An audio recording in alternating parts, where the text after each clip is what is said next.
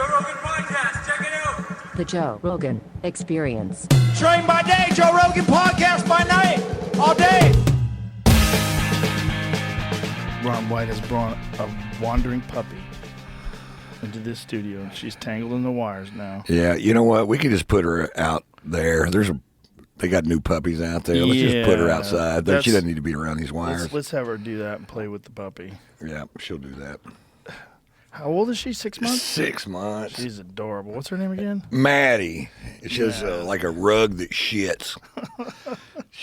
That's what she is, She's man. a little adorable little She's a cutie pie. Golden doodle. Micro golden doodle is what they're calling them. Micro golden doodle. Yeah, so that's about how big she's supposed to be. That's it? That's as big as they get? That one's supposed to. I hope so. Isn't it weird? I still got to cram them on planes and shit when I would travel. That those things all came from wolves. Did they really?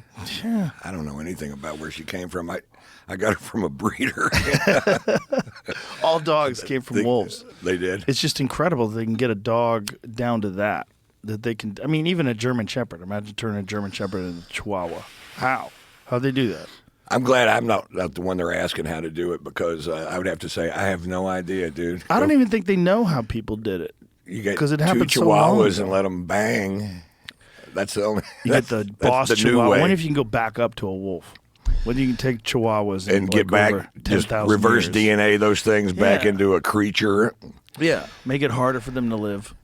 Is it hot in here? No, It's not? No. Oh, no. oh no. Oh, no. Then I miscalculated something. I got a miscalculation going on in my head. No, we're good. It's like, what is it in here? 70? It's cold as shit outside. Yeah, it is. I'm up in the air on the 22nd floor. I'm still living in the condo. It is breezy up there. Yeah, boy, you open up that sliding glass door, you get a taste of reality. When a couple of days ago, we could barely shut it, or open it. It was just so much pressure against it. We were in Midland on Wednesday or Thursday night to do a show. Thanks to you. If you'd have just let me retire, I wouldn't have been in Midland. But I'm sitting on my bus, my 60,000-pound tour bus, and it is shaking in the wind. It is blowing so hard. And I've owned that bus 17 years. I've never felt anything like this. And just shaking. And that bus driver had to drive it from there to Houston for the next night's show. And he got up at 10 hours later of just wrestling that steering wheel, trying to keep that thing on the road. Oh, my God. His shoulders were killing him. His back was sore. I mean, it looked like he'd been in a fight all night long, 10 hours. Think of what a bus is such a big target for wind, too. There's so much surface Like area. a big old sail. Yeah. And but luckily, they weigh a lot. So they're 60,000 pounds, and so it's pretty stable compared to a trailer, right, that somebody's pulling. Right. There's no weight in that. All that weight's right here. That stuff really blows around worse than we do. Yeah, I would imagine. We have got weight distribution. Just the whole trailer thing. I know being all connected. about this shit. If you want to know any of it, just ask me questions. Okay. All right. Come on, The think hinge Think of something. between the two trailers, if something goes sideways, I would imagine that would be a lot harder to get back on track. I don't know jack shit about that. In fact, I don't. In fact, I've owned my bus for 17 years. I've never driven it 1 foot. And if you held a gun to my head and said, "I'm going to kill you if you don't move this bus," I'd say, "You're going to have to kill me, dude, because I don't even know how to start it." I've never been curious. I'm not that kind of person. I owned a jet for years. I never went in the cockpit. I couldn't tell you what goes on up there. I'm sure the people up there knew how to fly a plane, but I've never started it. I've never moved it. I've had cops bang on, "You got to move it. You're blocking an alley." I'm sorry, dude. You got the wrong guy. And the guy that says the driver's asleep right now because he's got to drive tomorrow night. So it's kind of sitting where it's sitting unless you guys want to tow it. You've had that happen? Yeah. Oh.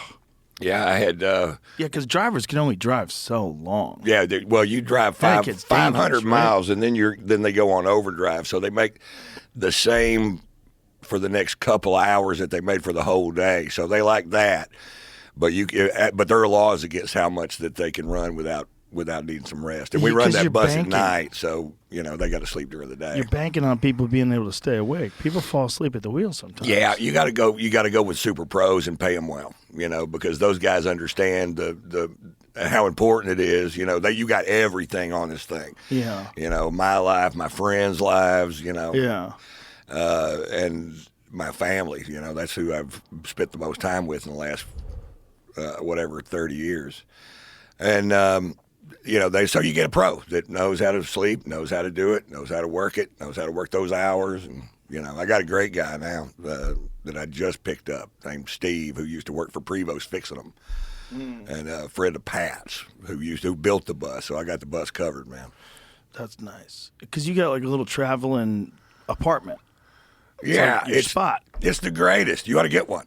In fact, I was looking at them the other day for you. Dude, I did. I'm not getting one of those. You're not to. No. You got a place to store it? No. Park it in one of your gyms? No. Just the thought of traveling around on highways while you're just kind of, you're hoping all these other people around you can keep their shit together. Right. You just have regular people, not pilots, regular people right. driving multi-thousand-pound machines on rubber tires, weaving in and out of lanes. Yeah, you can't ever come on my bus with thoughts like that, spewing them out there. I'll never sleep again. Some guy You're just ruining cut it for in everybody. front of me the other day, didn't see me on the highway, I don't think. I think he just cut right in front of me, and I was like, wow. Never saw you. I don't think he saw me. I think he just turned in my lane. I think, it was a left lane thing. He was going into the left lane. I just don't think he saw me. The problem with that bus is that you get so used to it, and you're so used to living on it when it's moving, and you kind of forget that you're standing there, but you're really going 70 miles an hour. So if something happens, and this happened one time, we were in Orlando, and it was actually a cop that did it, cut in front of the bus. I'm standing there washing dishes or whatever I was doing, and then Pat's got to hit the brakes and turn to the left. Now I'm going 70 miles an hour. I'm still going 70 miles an hour, but he's going 52 and going that way, and I'm going 70 miles an hour this way. And I landed on this chair, which looks padded, but it doesn't feel padded when you hit it. And I thought I would never walk again or breathe again after I just walked away from it. I wasn't even hurt, but you got to sit down and remember, hey, this thing's moving, right? So if something happens, you got to be ready for it to happen. Yeah. And I sleep like a baby on it. So. Ooh, that's crazy. In fact, I spend too much time on it. I got to hire somebody to shake my bed when I'm at home, just a little bit, so I feel like I'm moving down. If we wanted to look at the bright side of human beings, highways are a pretty good indicator that people, for the most part, keep it together. For the most part. I think that's really how you can really tell when you're back in America. And how good we are at putting a country together, is how good our roads are compared to, it's really funny if you cross the bridge from Reynosa, Mexico to McAllen, Texas, which I used to do all the time.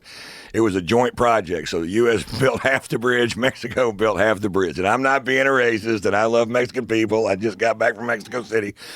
But our side of the bridge is smooth as silk, and as soon as you hit that river, boom, boom, boom, boom, boom. But that just goes to what you just said. It's a mark of what you've achieved as a civilization, the kind of road work that you've got. And you get back to Texas, where we got those U-turn lanes on the freeway. Yeah. We got it figured out here in Texas, man. We got the best roads ever. Best roads ever. It's just counting on all those people to keep their shit together all the time while you're driving on the highway. And most people do it.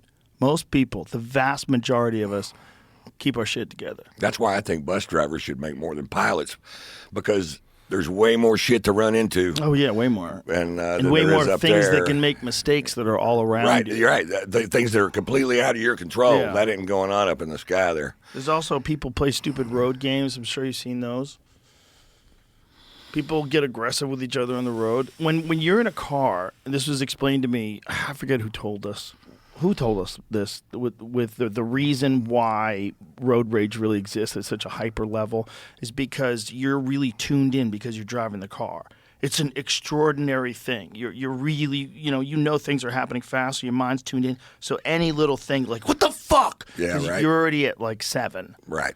And so when you're already at 7 and something happens, it freaks you out.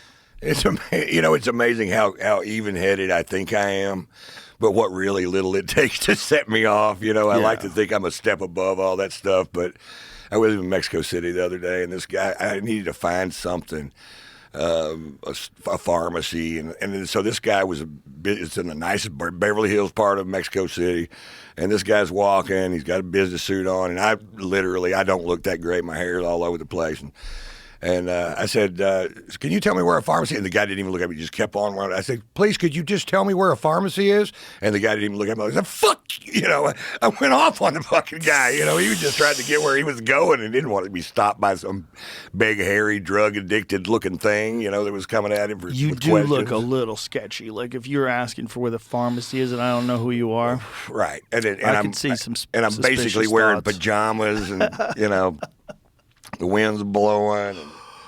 But that's how far I am away from really snapping. I'm not hovering above anything, I don't think. There was always the joke that you could go to pharmacies in Mexico and just buy anything. Is that true? Because people would always say that. They would call them like Mexicans. I was always calling them Mexican supplements. Yeah. Like steroids and things that people could buy. I think over there are some things that you can get like Valium and stuff like that, but you can't go down there and get like opioids or. Oh, no? I don't think so. I don't know. I don't know. I'm just. I mean, according to a few TikTok videos I've seen, you can walk in and get lots of like steroid type stuff for sure. I'm looking on like for some. Yeah, you can get HGH and stuff like that, but that's not what you're talking about. I'm talking about everything. Like, what can you get? Yeah. No, I don't think it's really that open a book. I know you can get cheap dental care but down I there. think they decriminalized a lot of things in Mexico fairly recently. This isn't anything that crazy. You can get that stuff here. Lexapro. So you can just go in with no prescription and buy Viagra. But the weird ones like Lexapro, isn't that's like an antidepressant, right? I have no idea what that is. You could just go buy penicillin. Yeah, and why not? I mean, why should you have to go through it? If you need penicillin, your dick's Prozac. dripping, get something for it. Go down there and patch it up. You don't want to admit it to anybody. That thing is a Viagra. It's a blue pill itself. Ah, that's hilarious. Look at the dick on What that. does it say? Macho caliente? Very hot. That's what that means. Very hot. It's a pharmacy with a dude with a boner. He's got abs too. He's got a little gut, but it's like a mix between me and Rogan. He's got a big old fucking upper body and a gut hanging down there. It's a human Viagra pill with a boner at a pharmacy. And a sombrero. That's a sombrero. Yeah, I don't. It's too bad you can't see this. Oh, I guess some people watch this on television, Yeah, right? some of them do. Yeah. Isn't that thing from like the ancient times? Yes, it is, but it's also I think it's a sleeping pill. Oh, okay. Right, but it's right next to a bottle of shampoo, right? That's this lotion, body lotion. Isn't it kind of ironic that is Soma? Is it sleeping medication? I don't know what it is. Because the original Soma was like Muscle relaxer. Muscle relaxer. So the original Soma, they don't even know what it was. There's all sorts of questions as to what it was. They think it had something to do with mushrooms, perhaps, but it might have been a bunch of other psychedelics too. They don't know what it was. I still don't know what it is. Have you heard the term? No. You never heard the term Soma? It's like an ancient term for like some sort of a magical elixir. Am I saying that right? Yeah, I mean, when I Google it, it says that it itself is also a god, so I don't even... Some wow. drink is most I want famous. some. Yeah, ancient Indian drug, Soma. This is right down my alley. Made from a plant called Soma, is a god and a drink that was used as an offering to the gods in some Vedic rituals. Soma was celebrated at an early period as shown in the hymns of the Rig Veda. Wow. From when? They don't really, fucking thousands of years ago. When was that? And they still use this today? No, it's just it's now it's more of a term. Used as like a term, as like a soma is like a thing that cures all. A soma is a thing that clears minds. This doesn't say. It's just Some there's various interpretations of what it does, but it's kind of crazy that they named a muscle relaxant that. Like how brazen, how brazen. I bet you do feel better, though, I bet overall. you feel great. Yeah, my muscles are pretty relaxed all the time. Yours aren't. You need a muscle relaxer. What do those do to you? They just conk you out? They make me play better golf because it takes the tension out of my shoulders and my swing. Really? Yeah, a lot of golfers use all kinds of meds to get loose, or they actually go down to Stretch Lab and get those muscles all stretched out so you can play. But, I've heard with pool players, Percocets is a big one. Well, that's all nerves, right? I mean, if you can't... Is that what Percocets do? Well, yeah, I think so. Calm your nerves or deaden them or whatever, you know. I've never taken it. I've been watching this. There's a pool player that comes up on my feed now, and he's like an old, kind of chubby, fat Mexican-looking guy, and he's like the greatest pool player that ever lived. You know? Efren Reyes. Is that who it is? From the Philippines. Fuck, man. Yeah. I've been watching that guy play a little bit. Once it gets on my TikTok, it starts feeding to me if I know I eat it. You know, they'll here, have another one. But I like watching this guy play fucking pool. I'm just like, God, he's fearless. He's got ice water just pumping through his veins, you know. He's a wizard, man. Like a real wizard. He does things on a pool table. There he is. Yeah, that guy right there. That guy's all over my TikTok feed now. I can't get him off. He does things on a pool table that are like magical. How old is he? Well, he's older now. You know, he's probably in his like 69 says. And he's That's still old for a still pool player. play. He still plays all the time. They live stream videos of him playing people down the Philippines. That's what I'm getting, I think. Yeah, so they have these setups. Like Efren Reyes is, you know, really arguably the greatest pool player in the history of pool players. And he's now still playing all the time online. And he plays online. And he's not as good as he was when he was in his prime because he's 69 years old. It's a young man's game. Look at that. Yeah. I know. I played pool my whole life. We had a pool table at my house when I was a kid. And so I always like watching, you know, trick players and people that could, you know, run the table and do weird shots and stuff like that. This guy changed the way people stroke the ball. He came along and he had this very loose and relaxed hand grip on the cue. Right. Whereas some of the American players, they were a little too tight with their hand on the cue. And Efren came along and it was like this flowing sort of like almost like he was playing a musical instrument. Right. And the way he did it is so relaxed that his stroke, like the way the cue ball would dance around the table, was wild to watch, man. Right. Maybe that's what I'm so intrigued about because I don't know exactly what I'm seeing, but I was watching it on that, and you can see he does have a different motion into the ball. It even looks like, you know, with that. Well, you've played pool before. Yeah. Right? So if you played pool before, you know, like, when someone looks like they're good. Yeah. Like, oh, that guy looks like he can play pool. You watch that guy, and you're like, oh, this is like a completely different kind of thing. And then you would guess that I would guess if I saw him on the street that I could beat him at pool. And then he would have all my money, and I would go, what the fuck happened to me just now? They brought him over to America under a fake name to hustle with him. They brought him over as Cesar Morales.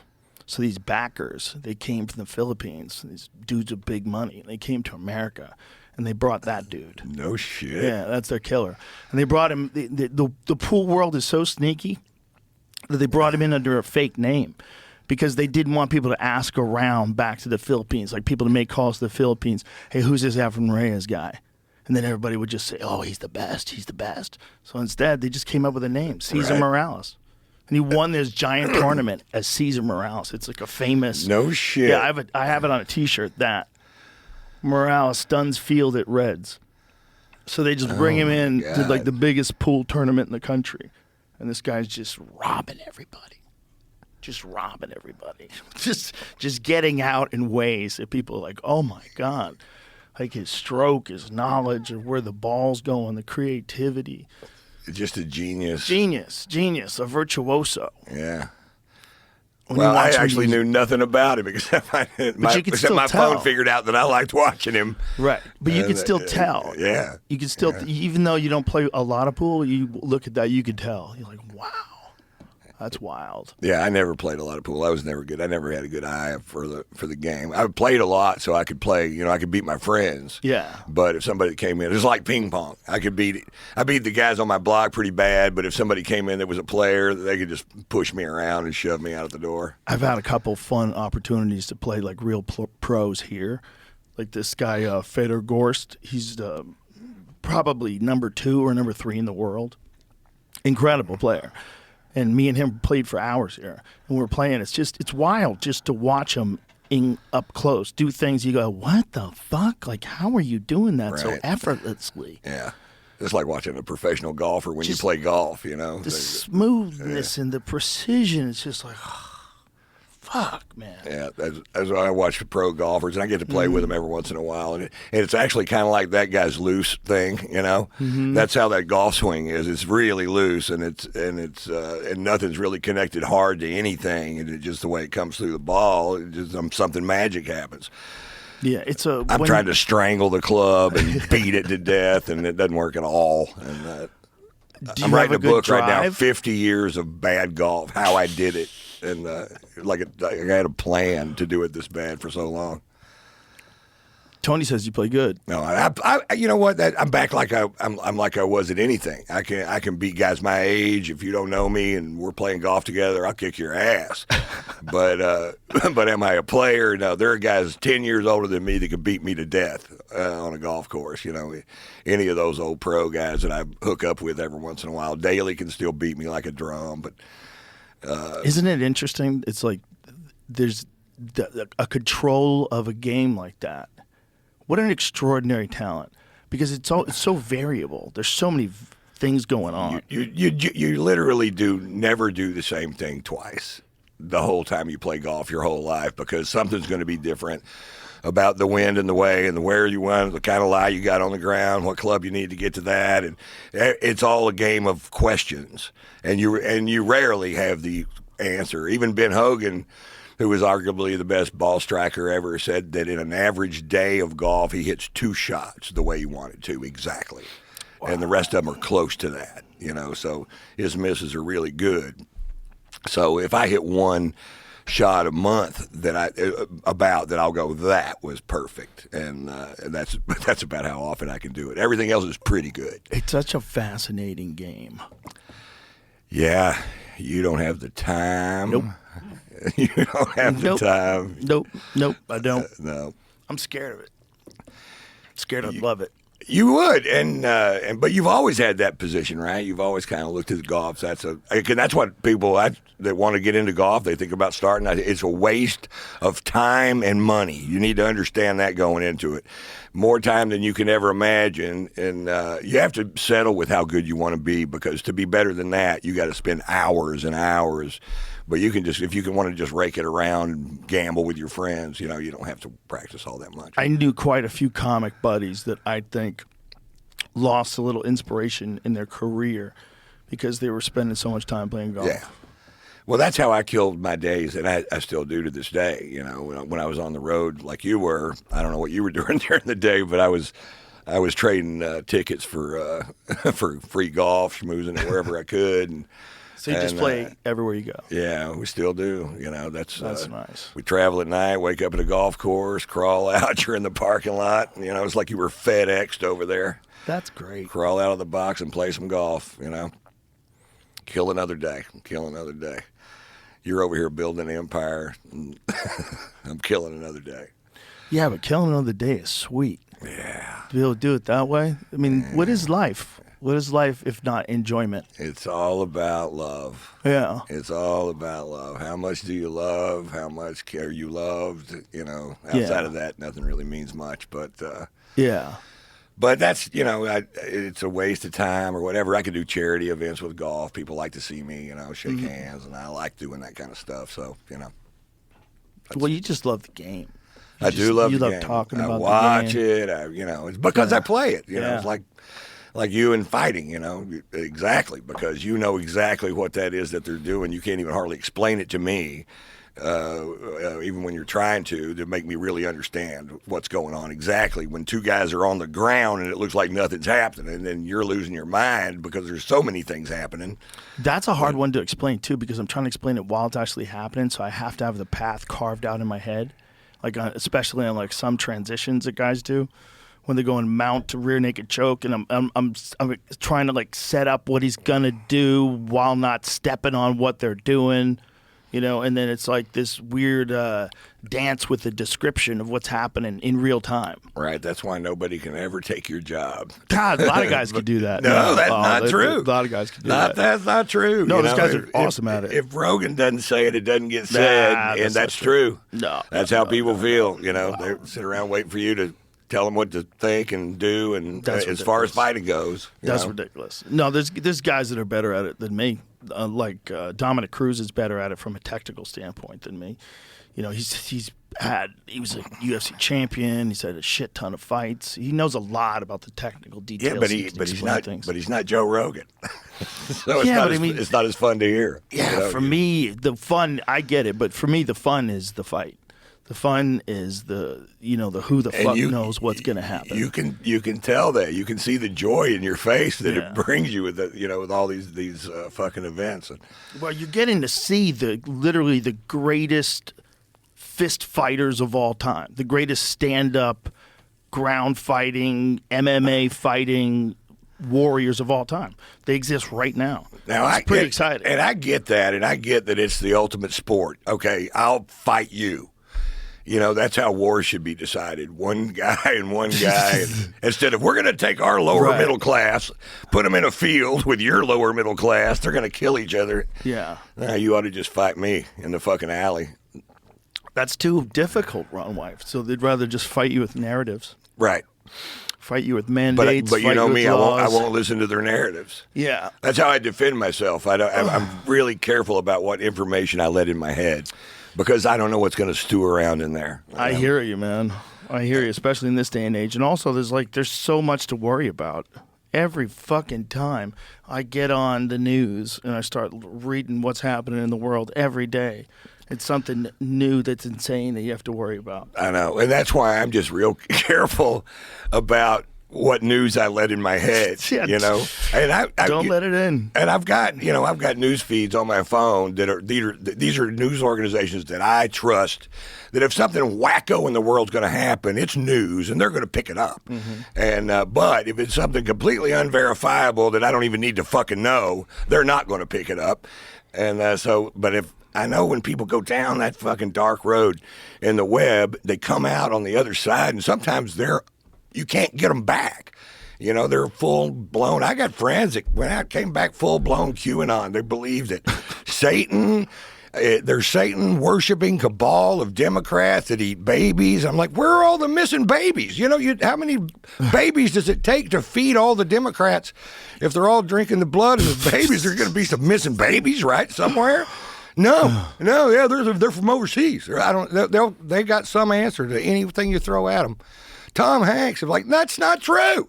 Tom Hanks still making movies. Tom Hanks didn't eat a baby. Yeah, he did.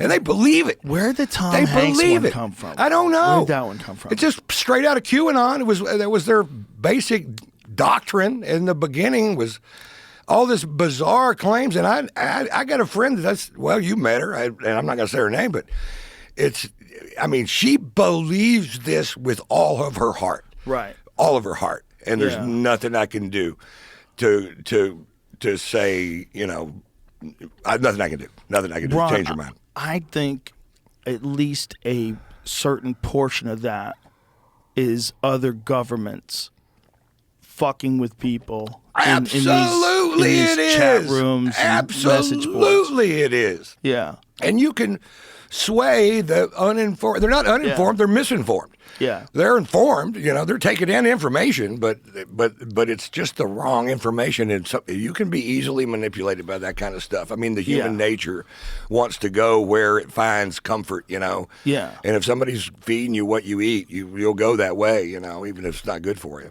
And people have a very strong desire to uncover mysteries. Right. You know, very strong desire to get to the truth. Yeah. Because in important situations, like if there's something real going on, that's a good quality. It's a good quality to have. But if it's, you know, they're eating babies, it's like, okay. Right. What's the benefit of eating babies? Like, why are they doing this? It gives them some kind of superpower. You know, it's so bizarre and so off of any what I would consider realm of possibility of even part of it being true. But you know, people go down there and they'll see just a path of things that lead them. You know, some of it true, some of it not true, not true, not true, not true, and they'll head off down that direction. They don't come back. You know. It can separate families, man. That don't talk to Grandpa anymore. He's gone off the fucking deep end. And you know what's really insidious about that is that the more crazy ones that are out there, and the more people start linking them all together, the more real conspiracies sneak through. Because if you wanted to hide a real conspiracy, I would hide it in a bunch of other bullshit conspiracies. I'd put a bunch of bullshit ones out there. Sure. But I'd make it so that morons believe that Michelle Obama has a dick. You know, like, I would just pump it out everywhere. I'd make fake videos. And that's exactly what's going on. That's what's going on. And if you did that, though, then you could sneak in some real conspiracies, and that otherwise people would think, well, that's outrageous. That kind of corruption would be uncovered. Right. That kind of corruption would be prosecuted. And you're like, wait, anybody's getting busted for this? This is right. What? Right. No and one's nobody getting investigated? is. Right. So it's not really happening. It's bananas. But and also people want to I know because somebody that has no formal education, right? I don't have any formal education. I didn't make it through high school. My favorite joke that I ever wrote was, I do have a GED, and if you don't know what GED stands for, you've probably got one too. And that's one of my favorite jokes. But they would love to have the answer to a question. They would love to be able to make a point of some kind. They would love to, but they can't because they just sit around watching other people do it. And I wish I could think of something to say, and I can't think of anything to say.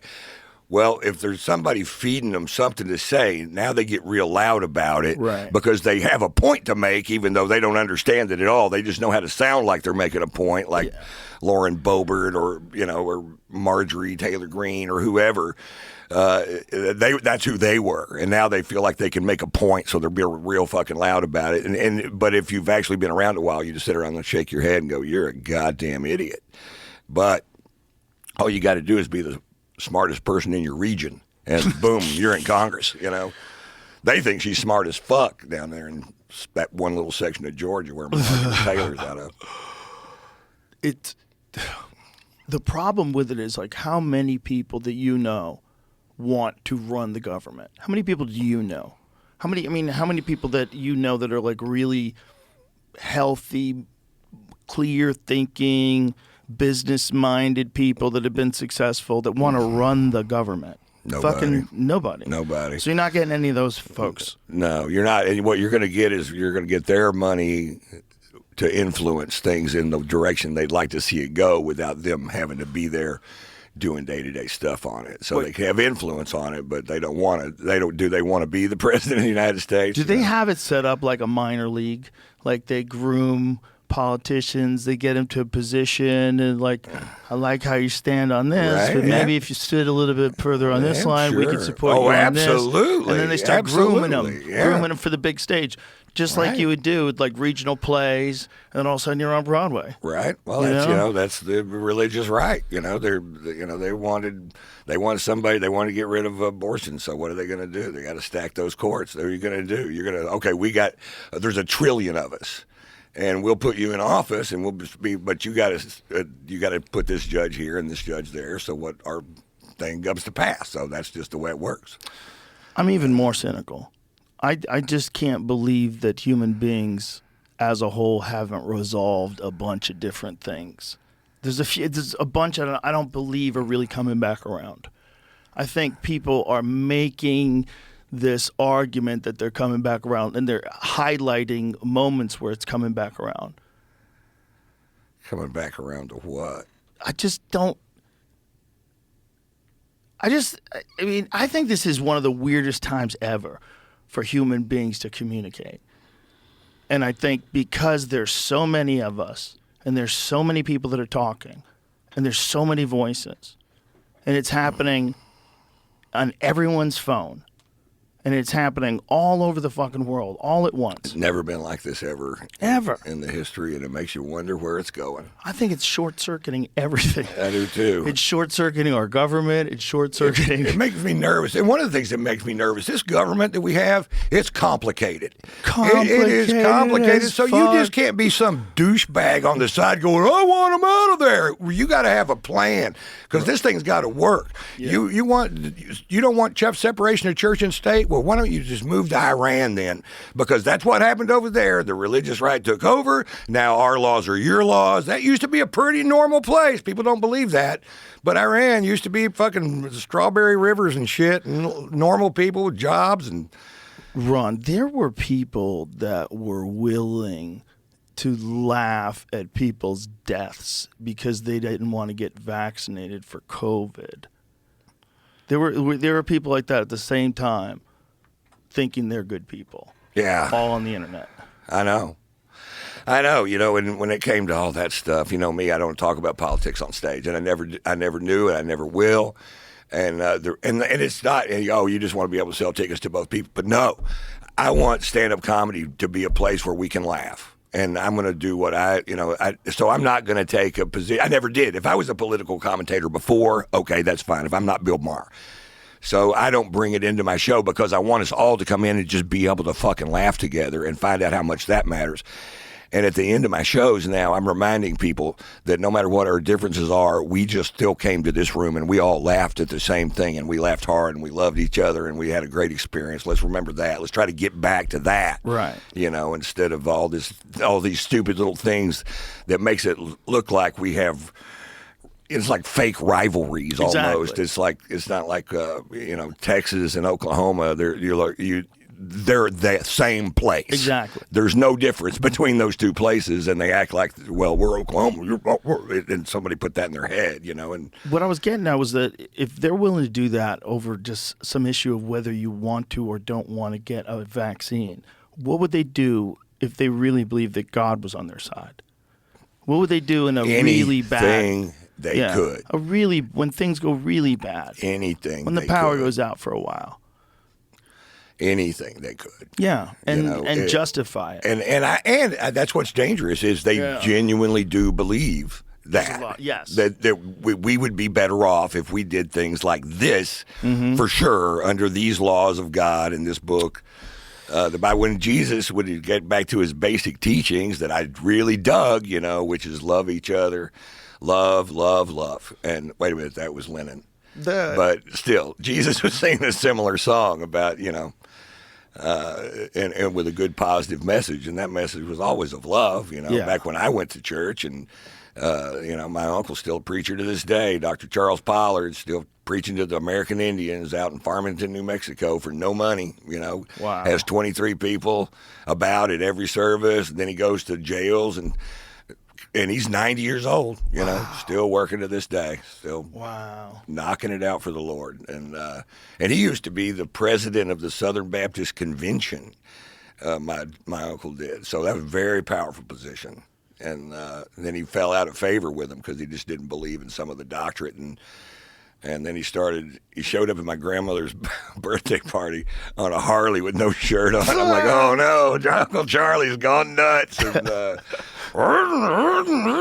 so he went down to Corpus, I think it was, and he started this kind of the gospel according to Charlie thing. And then it was just a kind of a phase he went through. And then but now he's still believes in that basic doctrine, and I love him to death. He's one of my favorite people. I'll talk to him all day long. He's a treasure, really is, and just a sweetheart of a guy. All about love and sweetness. That's awesome. His wife died, and I asked him. I said, "Did your knowledge of God and Jesus, and did that help you with her death?" And he goes, "Nope, not a bit. It hurt, and I hated, and I didn't understand it. I was like everybody else, Yeah. Didn't even help. So now, but that's just how honesty is. So. Wow. Uncle Charlie. Isn't it fascinating how much religion's practiced by so many different people in so many different ways? And yet, if someone tried to start a new one right now, good fucking luck. Good luck. The feds would investigate you right immediately. Right. If you start your own religion, if you bought some land out in Bastrop, right, and the Ron White Church, and you're already thinking about doing this, aren't you? You're just putting my name on it. No. I know what you're doing. I'm not interested in any of those activities. I'm not either. But if you did, I would get my uncle to come run it. They would, but you would 100% get investigated. Oh yeah, I would. But if you wanted to open up a Catholic church. If you said you converted to Catholicism and you wanted to open up Ron White's Catholic church, right. they'd be like, "Oh, with a mission and respectable position to take, Ron. Right. Good for you. Yeah, congratulations on converting." It's hard to get new money. It is. Yeah, you can't be a startup in the religion world. I think they that's what Uncle discourage Charlie innovation. found out. You got to be a hook to a brand of some sort. You have to be in business with the big guys. You can't. You can. I mean, like Scientology. That's you can get wild and go with them, or Mormons. You can get wild, go with them. But if you just want to like go like straight Christian, this is like a very acceptable pathway. And I can get along with you. If you're Scientology, that one's really hard for me to swallow. But it's hard. It's just difficult.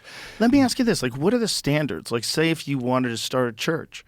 Like, if you were legitimately committed to the Bible and you became like a Bible But all you've scholar, really done is write science fiction novels. No. That's that guy. That's the Scientology guy. But I'm saying if you wanted to start a church, like a Christian church, what would be the requirements?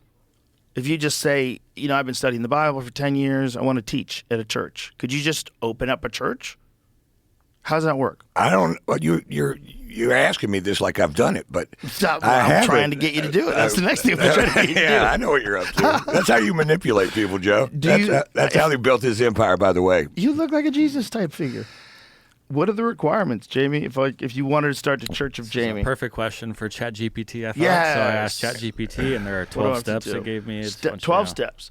Determine your purpose and beliefs. Clearly define the purpose and beliefs of your church. This includes your mission, vision, and core doctrines. Okay. 2, legal structure. Choose a legal structure for your church. Options may include becoming a nonprofit organization, establishing a religious corporation, or forming a religious association.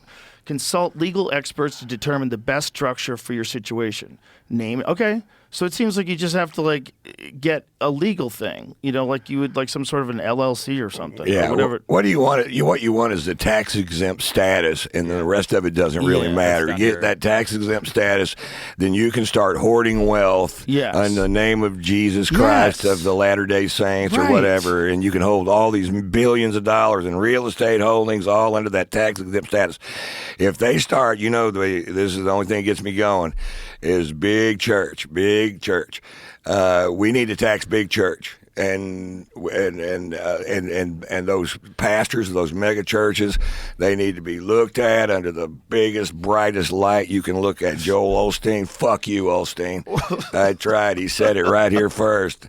The Mattress does Max seem- makes a much better.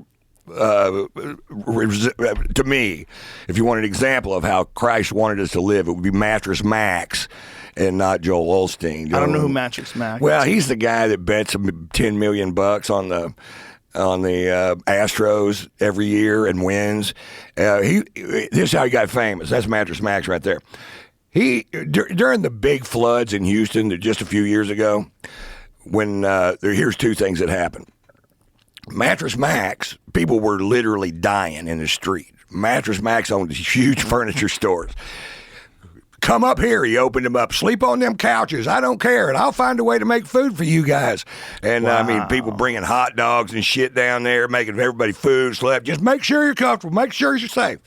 And look at it. This is it. All these people over at Mattress Max's furniture store. He brought in everybody he could.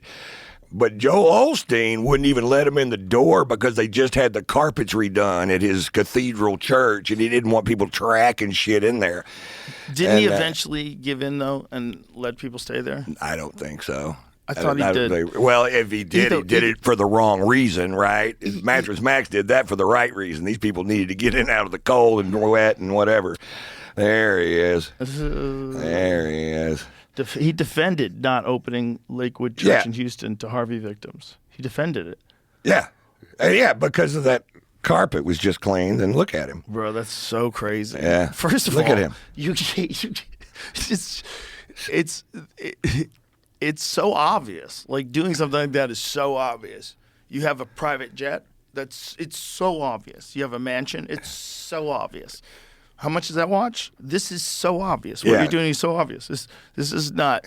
It did eventually correct. I did see it even weeks after that post. The super duper rich church guy. It's a fucking crazy thing. The humble eyes of you know Jesus. that I could do it. I could totally do it. That would be my calling. That's what I'm saying. You should do it. And that doesn't mean I should do it. Yes, listen, if you do it, we'll all join. We all get like tax-free something. We'll work something out. Right? And it'll just be us. And that's when the with government a great invades. follow. Can we People. bring the 11 million people that listen to your show under? We Yeah, can get everybody them- under one umbrella. Come on, guys. Come on, get behind this. We don't even know what it is yet, but That's we're going to the let you know. That's the thing you could never do today. Like, imagine trying to start a new country today. Fuck you. We would never let you. No, Never. no, we'd thumb you. Yeah, get the fuck out of here. Yeah. It's like just like you trying to start a new religion. Nope. Nope. No new countries, no new religions. We're not hearing it. Religions have to be old as fuck, so they might be true. Right, or at least have some kind of connection to some really Yeah. ancient text. Yeah, or this the Scientology one, they just threatened to sue. That was a genius move. What they did was amazing. They threatened thousands of lawsuits. Everyone was going to file a lawsuit. They're all lawyers. And the same with the fucking Latter-day Saints, guys. Those are, you got a bunch of lawyers. Got to give it up to them. And that's pretty Yeah. ballsy. Yeah, And it worked. And you're selling something that's not easy to sell. You know, they got that story. I mean, none of it is.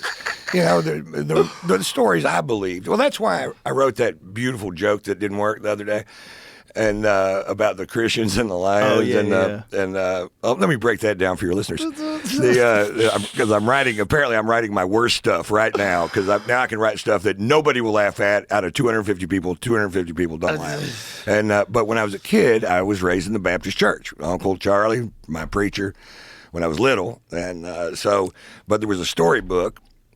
It wasn't the Bible, but it was just something we got in Sunday school, and it depicted Christians being fed to the lions, which always stuck in my craw that was a big story, a big deal. I mean, you know, I know we've all been oppressed, but feeding them to the lions, that's a pretty big deal.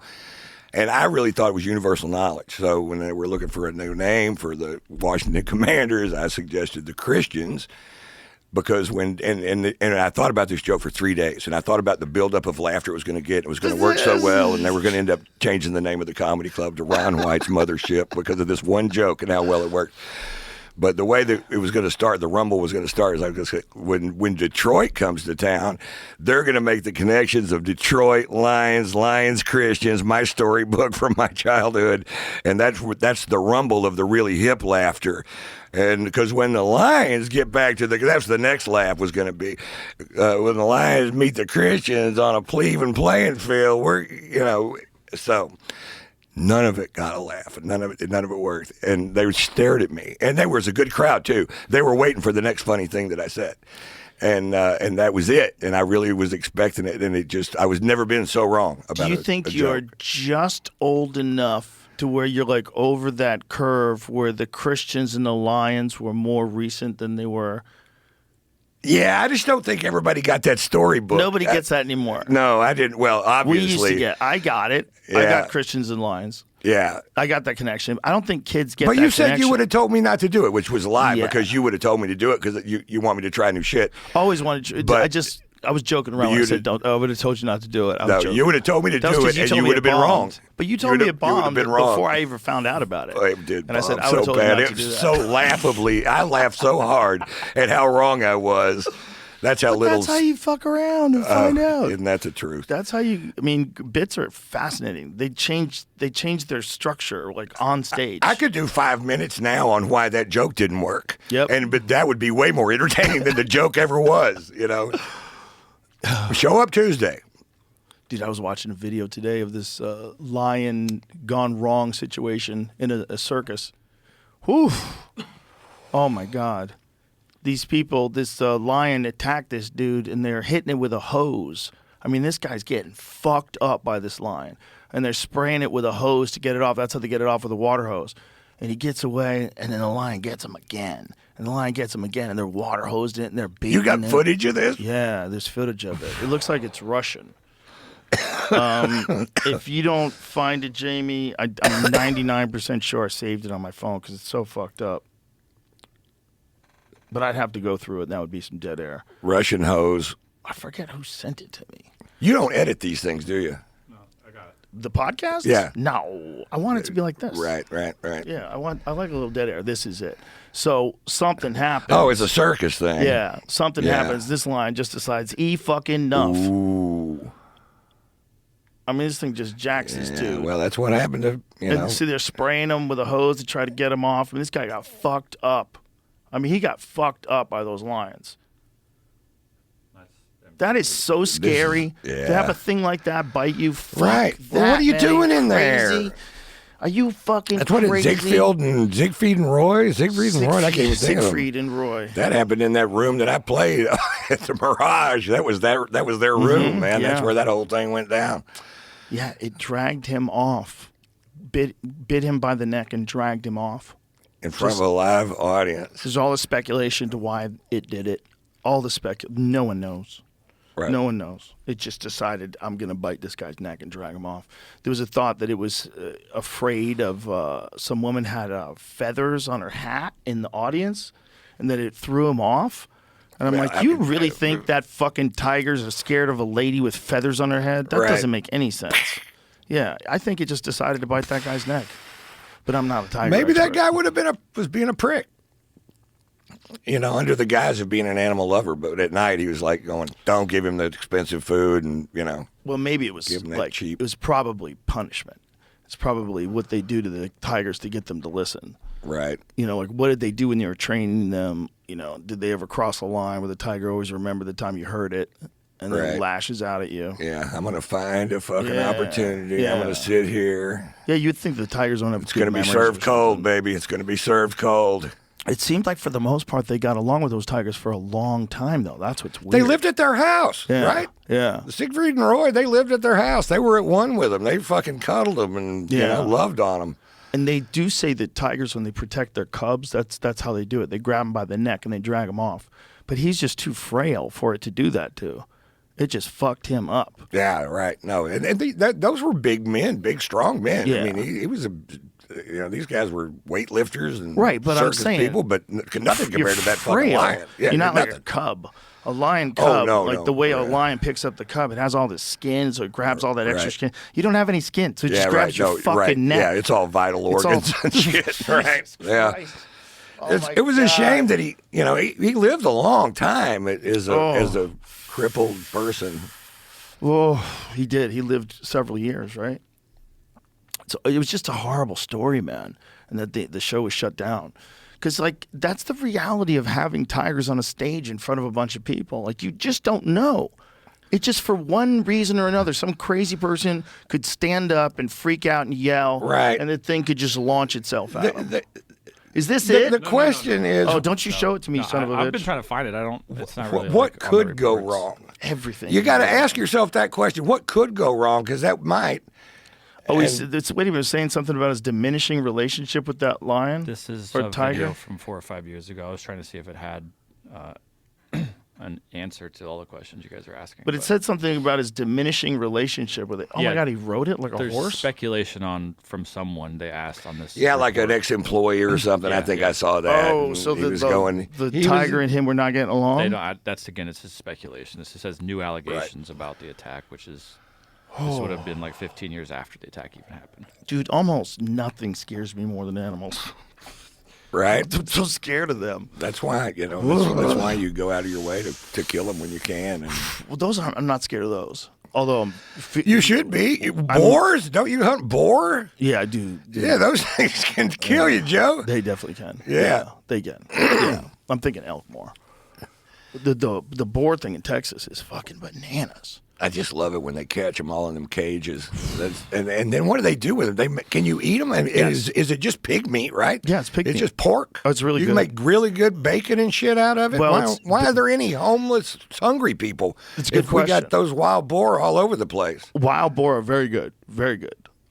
There's a guy in town, Jesse Griffiths. He owns Dai Due restaurant, and he's like a real wild game cooking expert and amazing chef. Yeah? And he has wild boar dishes at his place. He even teaches people how to hunt wild boars, cook them, and how to hunt them down, how to fire a rifle, the whole deal. Takes them Kill through 'em, the whole thing. Butcher them, Skin them, eat cook them, 'em, shit them into their commode. Fuck he's- with me. He's like, they're delicious. Fuck with me. But it's also boar. it's a not just a renewable resource, but we have an obligation to kill them. There's too many. Yeah, they're fucking up land and Oh, there's yeah, an it's insane. There's millions and millions of them in Texas. yeah. And they have babies 3 times a year sometimes. They can have babies when they're 6 months old. Can I tell you a story about a frog? Yeah. I lived on the Lake LBJ, in this house, and there was a frog, big bullfrog, and he lived by my pier, and I would go out there and I would see him, and he'd always jump in the water, but that's where he lived. He was always a big old fat thing, this biggest bullfrog I'd seen, and I'd go down there and fish, and then I'd come back there, and then one night he didn't jump, he stayed there, and I'm like, oh, he's not afraid of me anymore. And the next night I brought a net down and I caught him and I killed him and ate him and I shit him into my toilet. And the other frogs went out and told other frogs, don't go near there because that's what's going on. He's just waiting for you to be still, and he's going to kill you and eat you and shit you into his toilet. You think they figured that part out? I think they did. I didn't see any more frogs after that, after the missing of that one frog. Yeah, I bet if you started feeding them, they'd be hanging around. But if you start killing them, yeah, right. They probably right. It's not gonna catch on. Do you think they do a roll call? They try to figure out where everybody is? Because some animals do that. Do they really? Yeah, maybe that's what frogs are doing. They're crick. Uh-oh, where's Toby? Yeah, what are they doing when they're doing those noises? Those noises are cool as fuck, by the way. If you ever by a lake at night and you hear frogs making noises, it's so cool. I hate them. Really? We had those little frogs That when I noise? lived in Atlanta. You know what we did? We would go. They were music. with a mouth that big on a little frog, barely that big, making this big old loud noise that bugged the shit out of me. And they were easy to catch because you go with a flashlight because they don't know that you can see them, and they're making all that racket. You can just pick them up, put them in a can, and then we would take them. This guy I didn't like had a pond right behind his house, and we'd go dump them all over there. And he's like, "God, the frogs around here, they're fucking all over, making all this racket." Yeah, I don't know. Not over at my house, they're not. Yeah, that's one of those little. This is night music, Ron. This is not the ones we had. We had ones where. We just need to put together a better band. Yeah. Well, they're going to put that band together over at that pond behind that guy's house because that's where they all live now. The thing about frogs, they're very predatory. Like frogs, you ever seen frogs in a cage with mice? It's one of the most disturbing things you'll ever see in your life. No, I've never seen This is that. giant Asian frog. I had it on my Instagram. It's on YouTube. This is giant, some kind of Asian frog. That one, the second one down. The yellow, where he's yellow. Watch this one. This one is fucking insane. This frog's insane. So they put these little rats. I can't tell if they're mice or rats. Those are mice, right? Yeah. Mice. They look like mice. Okay, so they put these mice in this fucking. No, those are rats, man. Those are little rats. Yeah, those are rats. Yeah, okay. And then they put this giant frog in there with them. And I don't know why they're trying to jump and get out, and all of a sudden the frog just decided to start eating them. I think they're trying to get out. But look what he does. He's a monster. This is like a Star Wars monster. Oh my God. Oh, dude, he eats them all. He's Jabba too. the Hutt. Yeah, exactly. He eats them all. This one's not effective. I've seen. I think he's probably already full. Look how fat he is. They probably filmed these all day long. God, how cruel. But the one that I saw, he ate is a bunch anybody of them. trying to put a stop to this? Nobody's putting a stop to it. Nobody cares about the rats and the frog world. Frogs. Rats or frogs get no respect. We'll make that part of our religion. Isn't it funny though? Like if the rat was eating the frog, I'd be more disturbed. Oh my God! Look at how gross that thing is. Yeah. Look at it. Look at how big it is. I've never even seen a frog shaped like that. Oh, look at it. Slow motion. Yeah, come on over here. Yeah, let me tell you something. I got a little story for you. It seemed like the rat ran right in there. Like, fuck it, let's just get this over with. Oh my God, what a way to die. With your balls hanging on the chin of a thing that's swallowing you. Look at those little balls. Oh, the last dying quiver. Oh, bro, he's going to stay alive inside that thing's gut Do for not quite let a your while. children watch this. This is really, really so gross. disturbing. Yeah, I'm trying to unsee it, and I can't do it. I can't do it. That's what happens. That's nature, man. That's part of the Joe Rogan experience right there. That's nature. That's why you shouldn't have crocodiles in the street. That's why you shouldn't import wolves into your neighborhood. That's right. That's why you shouldn't bring grizzly bears back to California. My mother. Slow down, everybody. My mother wants and you know how low things got with Mom. Now, I want a cat. And I'm like, no, Mother, you can't have a cat. Jeannie's allergic to cats. No, I want one of those Bengal cats. They're hypoallergenic. Oh my God. For my mother, my Those big 90-year-old mother. And I think they're pretty good sized cats, like 15, 20 pounds. And I'm like, no. She's I want you to get me a Bengal cat for my 90th birthday. And I said, Mother, number one, I'm not advancing you any more birthdays. You got to show me the number. You got to get to the number before you get your 90th. I'm not fronting you any 90th birthday present. You have to get to that number to get that present because you already got them. You know, you're already advanced all you can. So if once she lives to be 90, she might get a. Wow. It's just a few months away. No, am I thinking of the same kind of cat? Like, which ones are which ones are Bengals? It's a horrible idea. There's some of them they're basically like a wild cat. Like, yeah, well, they're not very many generations removed, I think, is the problem. And I think they're perfectly good cats, but they're really big and they're really a lot of energy. And they're kind of different because you can take them out on a leash and stuff. My mother doesn't want to do that. I'm like, get a Yorkie leash, what? Or something, a little lap dog. She wants a big. Am I fucking this up? Is it the same thing? Is a Bengal the same thing as those other ones that like? No, I think they're called Serval. Bengal kittens. You know, they're not that's it right there. Yeah, it's just a regular Bengal cat. Okay. Yeah, so they're that's cool a regular looking. cat. So I'm thinking of that. I'm thinking of the Serval. Oh yeah, no. Okay. So what is a Bengal cat's just a cat, right? Is that just a cat? Yeah, but it comes from the Bengal tiger, and they're just a handful. You know, it's not like a big old floppy lap cat. These cats, they're big time killers. They got to be involved in stuff. They got a lot of energy. They're big and strong. So they're up to 15, 20 pounds, I think. Look at the description. The Bengal cat is a domesticated cat breed created from a hybrid of the Asian leopard cat with domestic cats, especially the spotted Egyptian Mao. Mm-hmm. So there you go. In my head, I was like, I think I fucked up, and it's the wrong one. That one is crazy. I've seen people have that one as a pet. You have? Yeah. Did John Jones have one of those as a pet? That's just a lion. Didn't he have a crazy cat? He's got one of these. What does he have? Oh, yeah. What kind is that? That looks like that Bengal cat. Yeah, it does look more like that than the Serval cat. It says Serval, though, doesn't it? I typed that in. Oh. What kind of fucking cat is that, I don't know. Does it have a jacket on? Yeah, it's got like a fucking leash.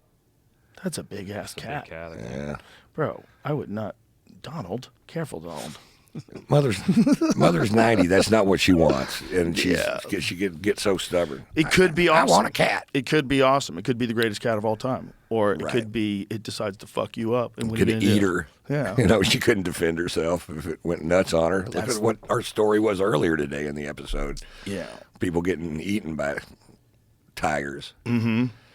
First responders when they find bodies after people have died in a house with cats. It doesn't take long for the cats start eating. Right. They don't give you a whole lot of time before they start eating. Mama. Yeah. Dogs will wait.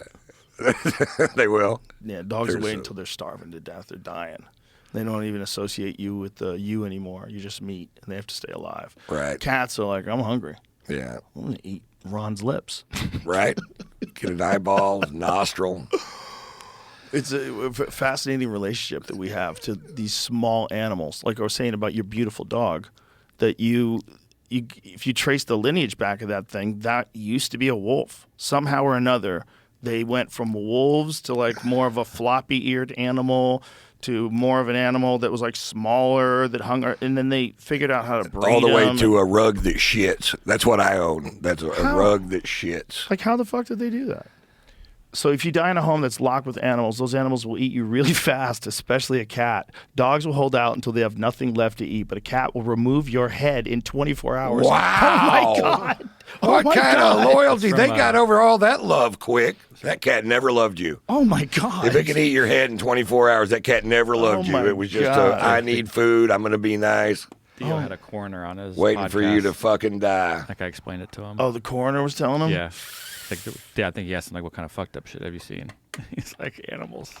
Would you play that? Okay. Play that right where you're saying that. It'll remove your head within 24 hours. It was right before no that. head and back it up nibbling into before their that. Back it up chest. before that. Well, so if you die in a home that's locked with animals, those animals will eat you really fast, especially a cat. Dogs will hold out until they have nothing left to eat, but a cat will remove your head in 24 hours. And I'm talking literally hair on the floor, no head, and nibbling into their chest.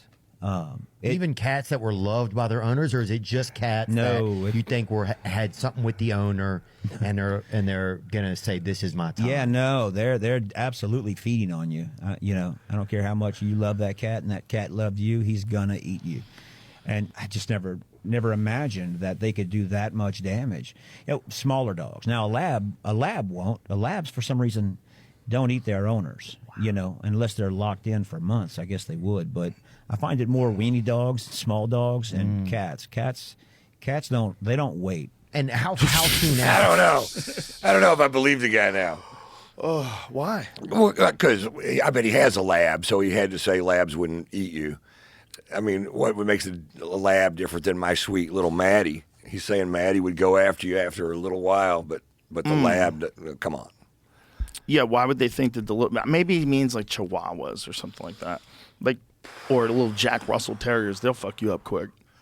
But like, what's the data on that? The labs really eat you when you die? Going off of his experience. I don't know. I was trying to.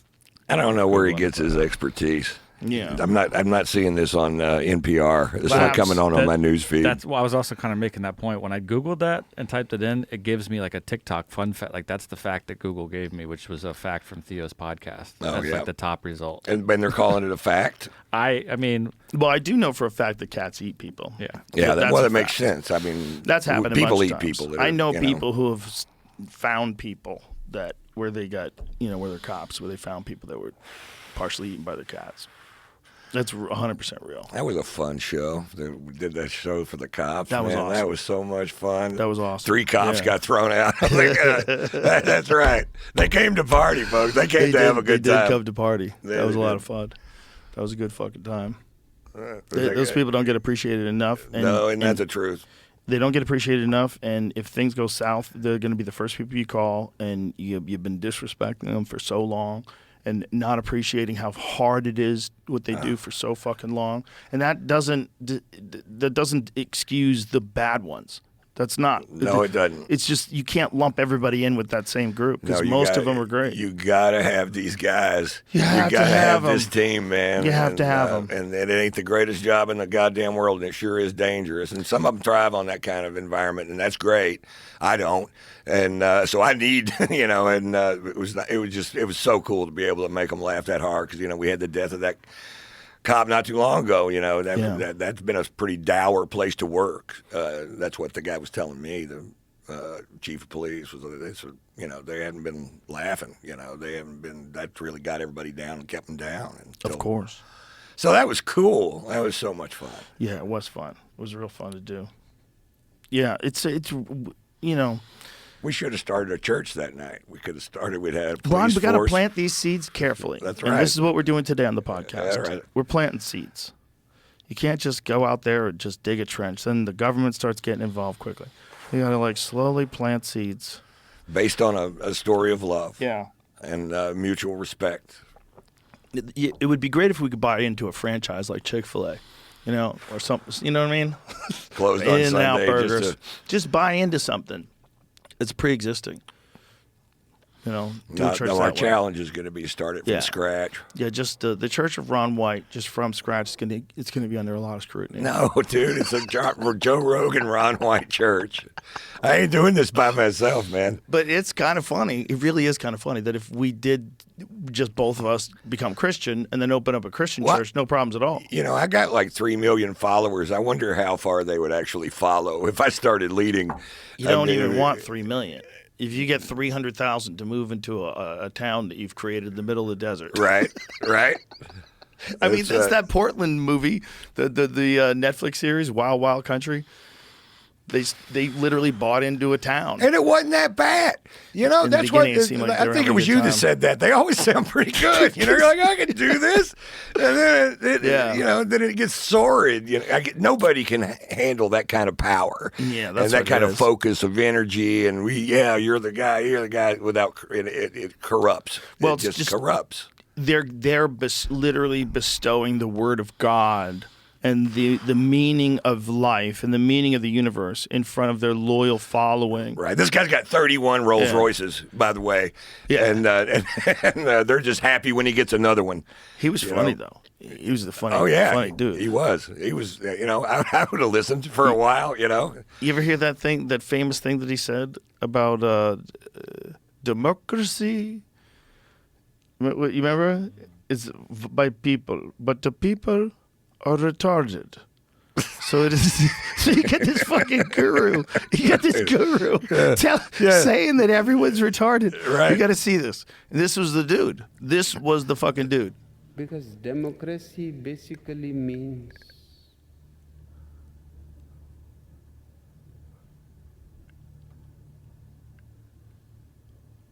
government by the people, of the people, And he works slower than I do. for the people. Does.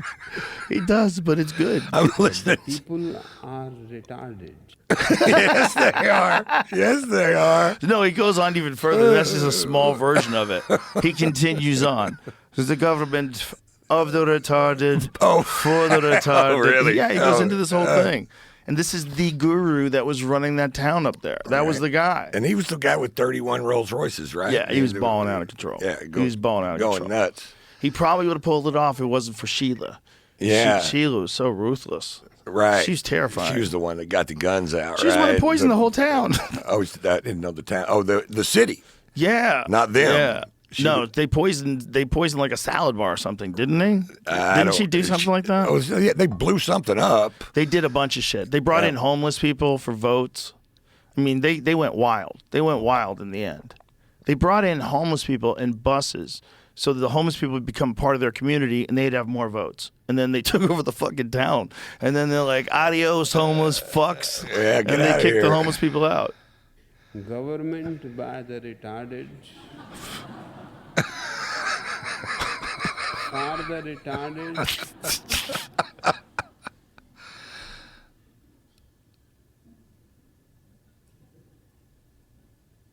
of the retarded. I mean, that dude believes what he's saying. Democracy cannot be I believe what he's saying. the highest possibility man can attain. He just blinked for the first time. I was asked if he hasn't blinked. Wow. Yeah, he's probably the real deal. He's probably the real deal. But he Right. had Sheila behind him, and she just got crazy and started killing And folks. too many Rolls Royces to keep it out of the news. You get a couple of them, man. You got, but- 31. But if you're the real deal, if you really are a super guru and you want 30 Rolls Royces, I think you can do it in that space. Yeah, in the that Christian space, I don't think so. They're doing it. They got I know. Gulfstream 650s. You can buy 30 Rolls Royces I'm just saying it's harder to connect with the message. cheaper, right? There's something about that dude, the But way they he's make- willing to talk. Like that guy Osho, his book is really brilliant. There's an audio version of one of his books that I got into. It's interesting, man. His thoughts are very interesting. 93 cars. He had 93 cars. It's only 93, Ron. 93. He only had 93 cars. So he had a nice fleet. He of loved cars. his Rolls Royces. He did. Yeah. But right, if he's the guy, you want him to have everything. thing- If you believe he's the guy, and You can be. This is what I believe. I think you can be both. I think you can be this crazy 93 Rolls Royce having fucking lunatic who lives in a castle that's made out of diamonds in the sky. Okay. That you got money from your followers, and also to be tuned into the real thing, the real energy of the I universe. don't think you can. I think you can. I think you I can think dance that power corrupts absolutely. for most people.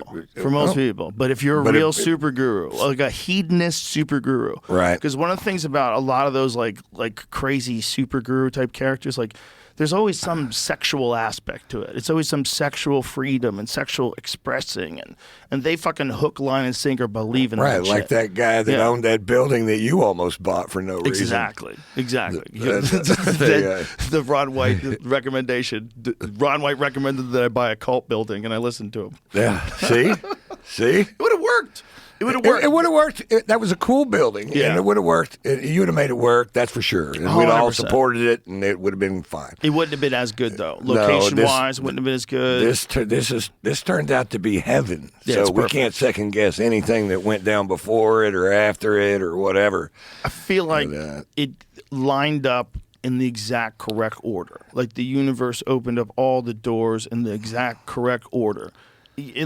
I feel like the failed experiment with that other place, or the frustration and having it not come together, was a good Catalyst. a good lesson in like how like real estate deals can go, and how all the issues with property. Right, and, how careful you need yeah, to be. there's a lot of stuff going on when you're buying Right. stuff. Yeah. And sometimes you got to experience a failed deal and go, okay, that didn't work. Maybe this is better. And you were kind of impetuous, so you needed something to slow you down a little bit because you were going pretty nuts with decision. I mean, I talked to you one day. You were thinking about moving to Austin, and the next day you lived there. You had a house on the lake. You moved your studios. I'm like, God damn, this guy moves. Yeah, I'm not interested in half-assing things. No. If I have you to do moved it, right along with it. That's what's the fun part about it. Is like a change like that is a big deal.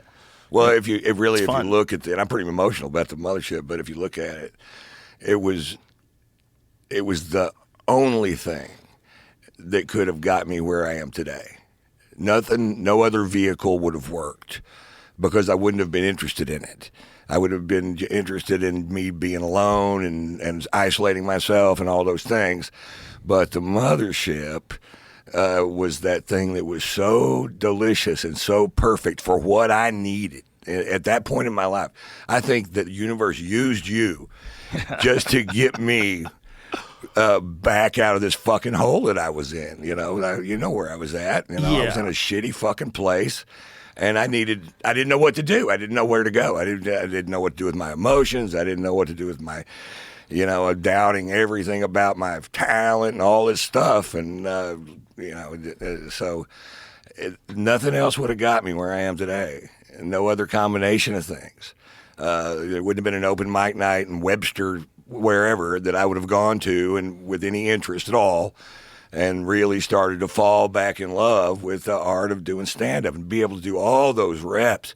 That doesn't exist anywhere else. That's what happens at the mothership. That you can go in there and sharpen the fucking blade. You ought to see what I'm doing to these crowds on the road. I'm beating the fuck out of them. I'm having a blast, except I still hate to travel, but, We're real lucky.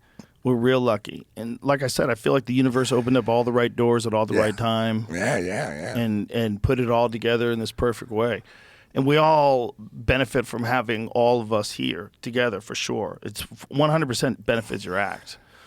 100% benefits your joke writing and the amount of fun that you have in life. And how hard we laugh in that green room. And that's what I'm saying. The amount of fun you have in life. It's the most fun. And the best thing about the green room is how restrictive it is. That you just can't go in there. You're just not. You got to earn that spot in the treehouse. And so anytime you open the door, you'll see, some of the best comics alive sitting there talking about stand-up comedy and writing jokes and laughing and having a good time. But that's our fucking little space, man, and it is the greatest thing on earth. One of the worst things that happens in green rooms, what Ron's talking about, is like you'll be in a green room and a bunch of agents will walk in and start talking. Yeah. Especially in LA, it used to happen all the time. They all wanted to go in the green room. Yeah. So they'd go in the green room, and I've done shows before, like at these big theaters, and there's people I don't even know who they are. They're all hanging around the green room. I'm like, okay, I don't even who are you guys?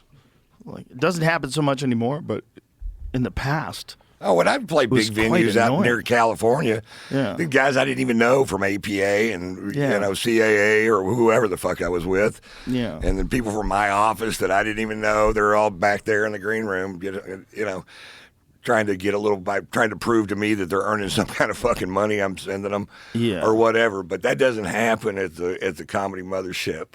It's just us talking about it. And really nobody knows much more about the business of this than we do. The nice little collective group that gets to... We feed off each other. Yeah. Yeah. It's like we 100% feed off each other. And this wasn't designed to be a commercial for the mothership, but it sounds like one. Yeah, but we're both super lucky. All of us are, not just us in this room, but all of us together, that we're all in on this together, because that's what it is. It's like we got a spot where we can all fuck around. And we have a lot of other spots in Austin now because of that, and along with that. Right. You know, there's a lot and basically, of spots. that makes the mothership a very proper name for that place, for that club.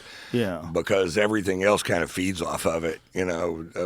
That was the idea. Well, there was a bunch of other names that I had for it, but that was the idea. What I liked about that one is that we all do travel, and we're all stuck, you know, in this thing. If you're a stand-up and you want to go on the road, you got to go places.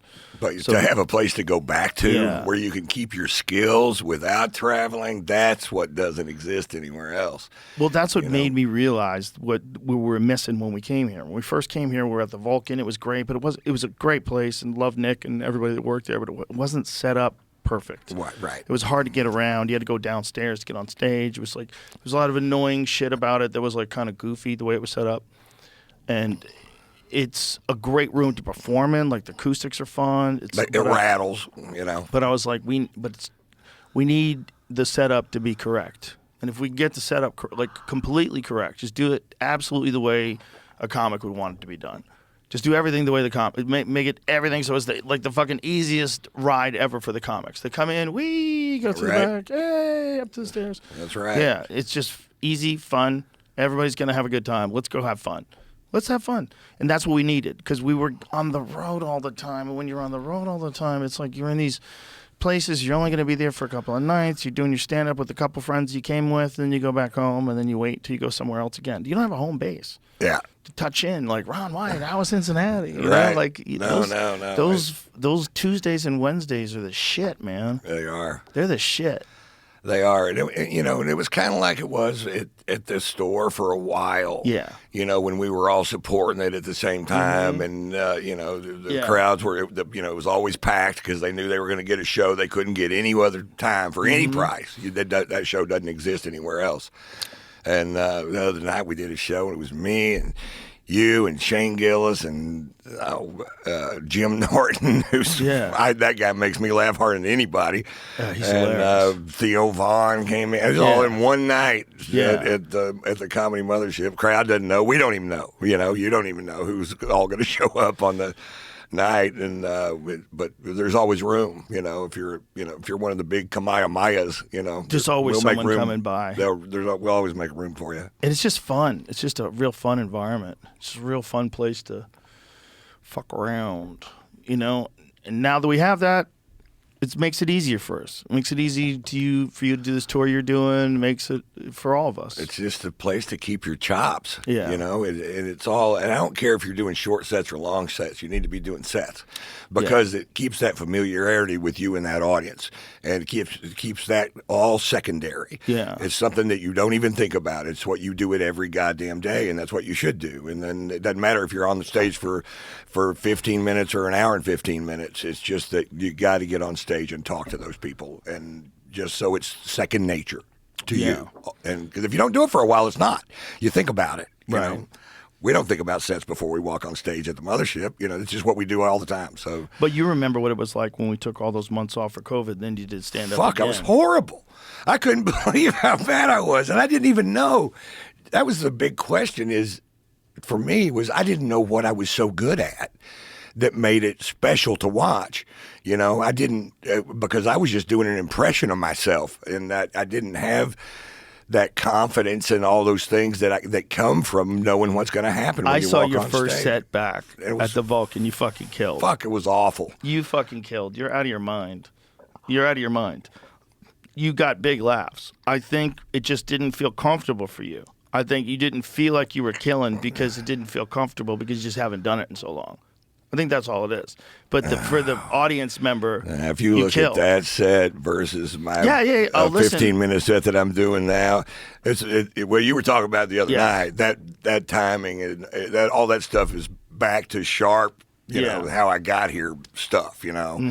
And that's all growth that comes from fucking doing reps, you know. It's definitely it's a gym, that's for sure. And if you work out, you see the results, and if you don't, you don't. You know? I think it's just like golf. It's just like everything. Yeah, well, it's something I understand and I love, you know, and so I, you know. So and I if you can only play appreciate golf it. with idiots, right? You know, like you never fucking really learned to play golf. You're just and then you'd be going, I'm so great, you know. It's better for you to hang out with guys that can hit the ball further than you. Yes. You know, that's fine. That's fine. Because you can still beat those guys, you know. If you're lucky. If you're smart.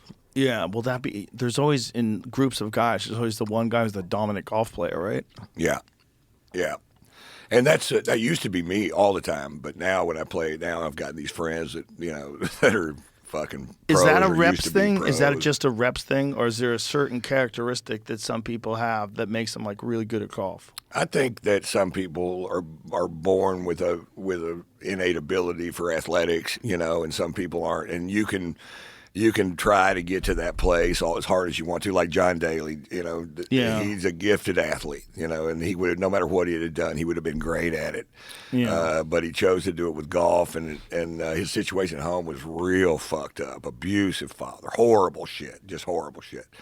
I know a lot about him. I've spent a lot of nights drinking with him, and but he had these hands, man, and this ability to turn his back to his target and just keep going, and it generated literally no one had ever seen anybody do what John Daly did when he first started hitting. When he first came on the scene, the other pros were going out to the driving range going, "Watch this," and he's hitting the ball 75 yards past everybody and hitting the middle of the fairway with it. And they're like, but he was so self-destructive that he could manage it to some point, you know. I don't know, and John doesn't know either, I'm sure. But you know, he won 2 majors, which, you know, most people that play professional golf will never win one, or never win a tournament.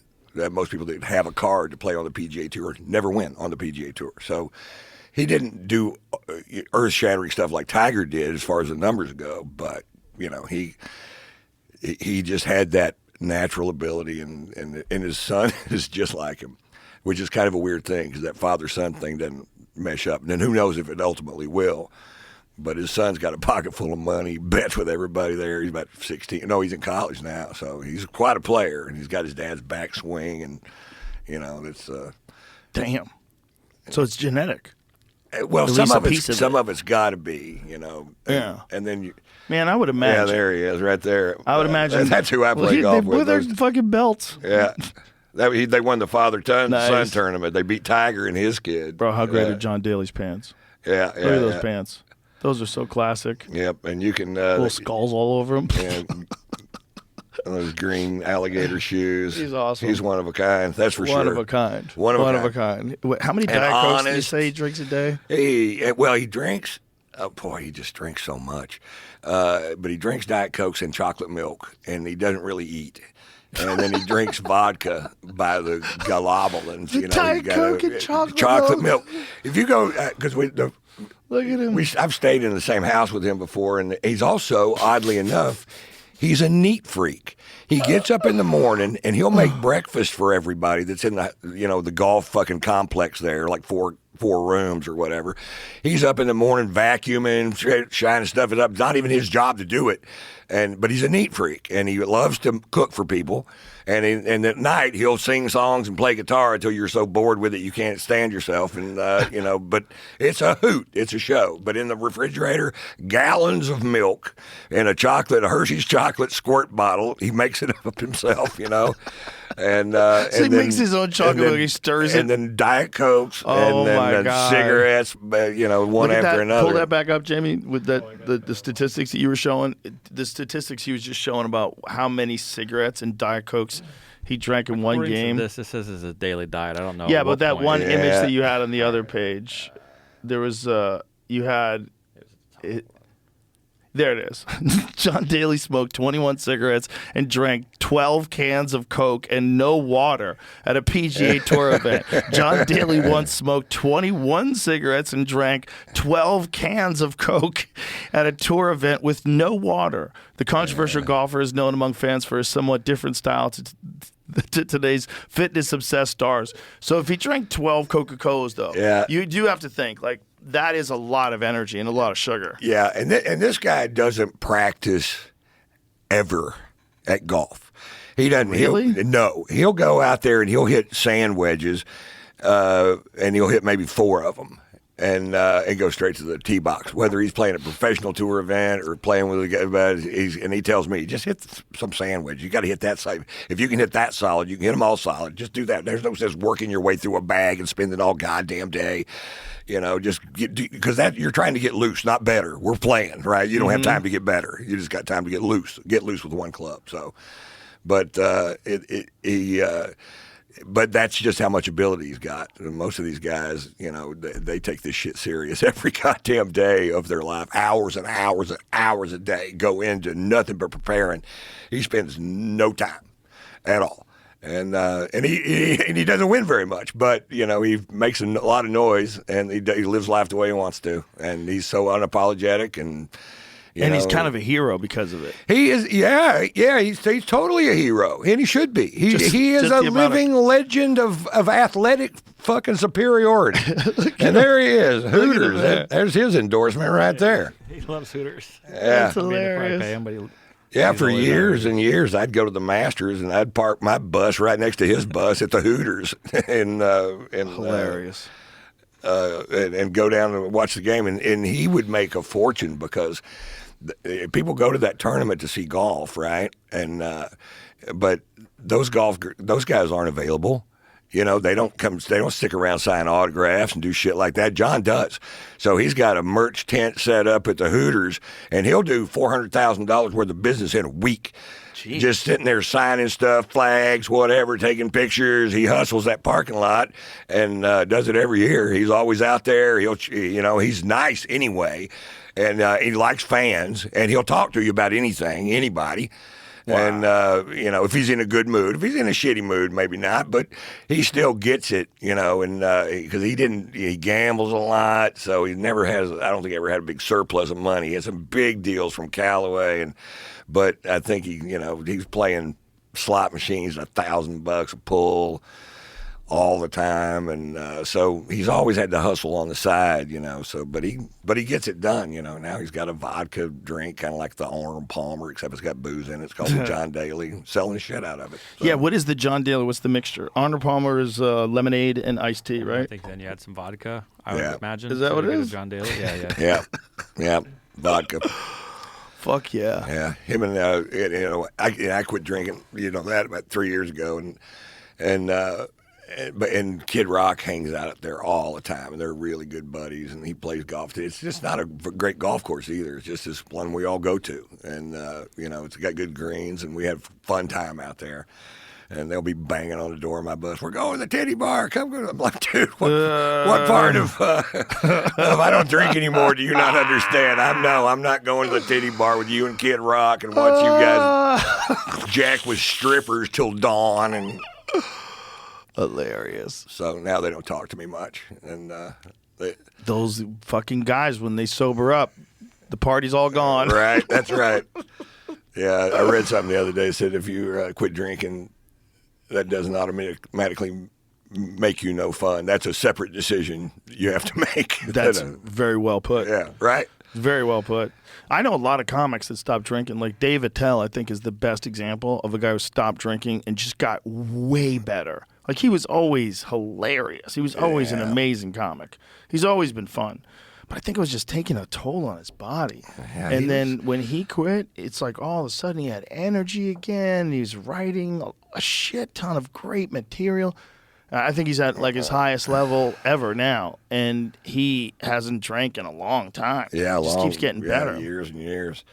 And but he was out of control though. I mean, he was for a little bit. Yeah. Well, he had that show. insomniacs, Yeah. right? And that was true. I mean, Yeah. that's what he would do every night. I worked with him. I ended up doing I went to the Montreal Comedy Festival, and he and we didn't know each other, and we were doing a bunch of shows at the Dirty Show or whatever it was. And, Oh, yeah. There's like 12 shows in a week, and so we met. That's back when he drank and I drank, and so we were fast friends. And I thought he was funny as fuck.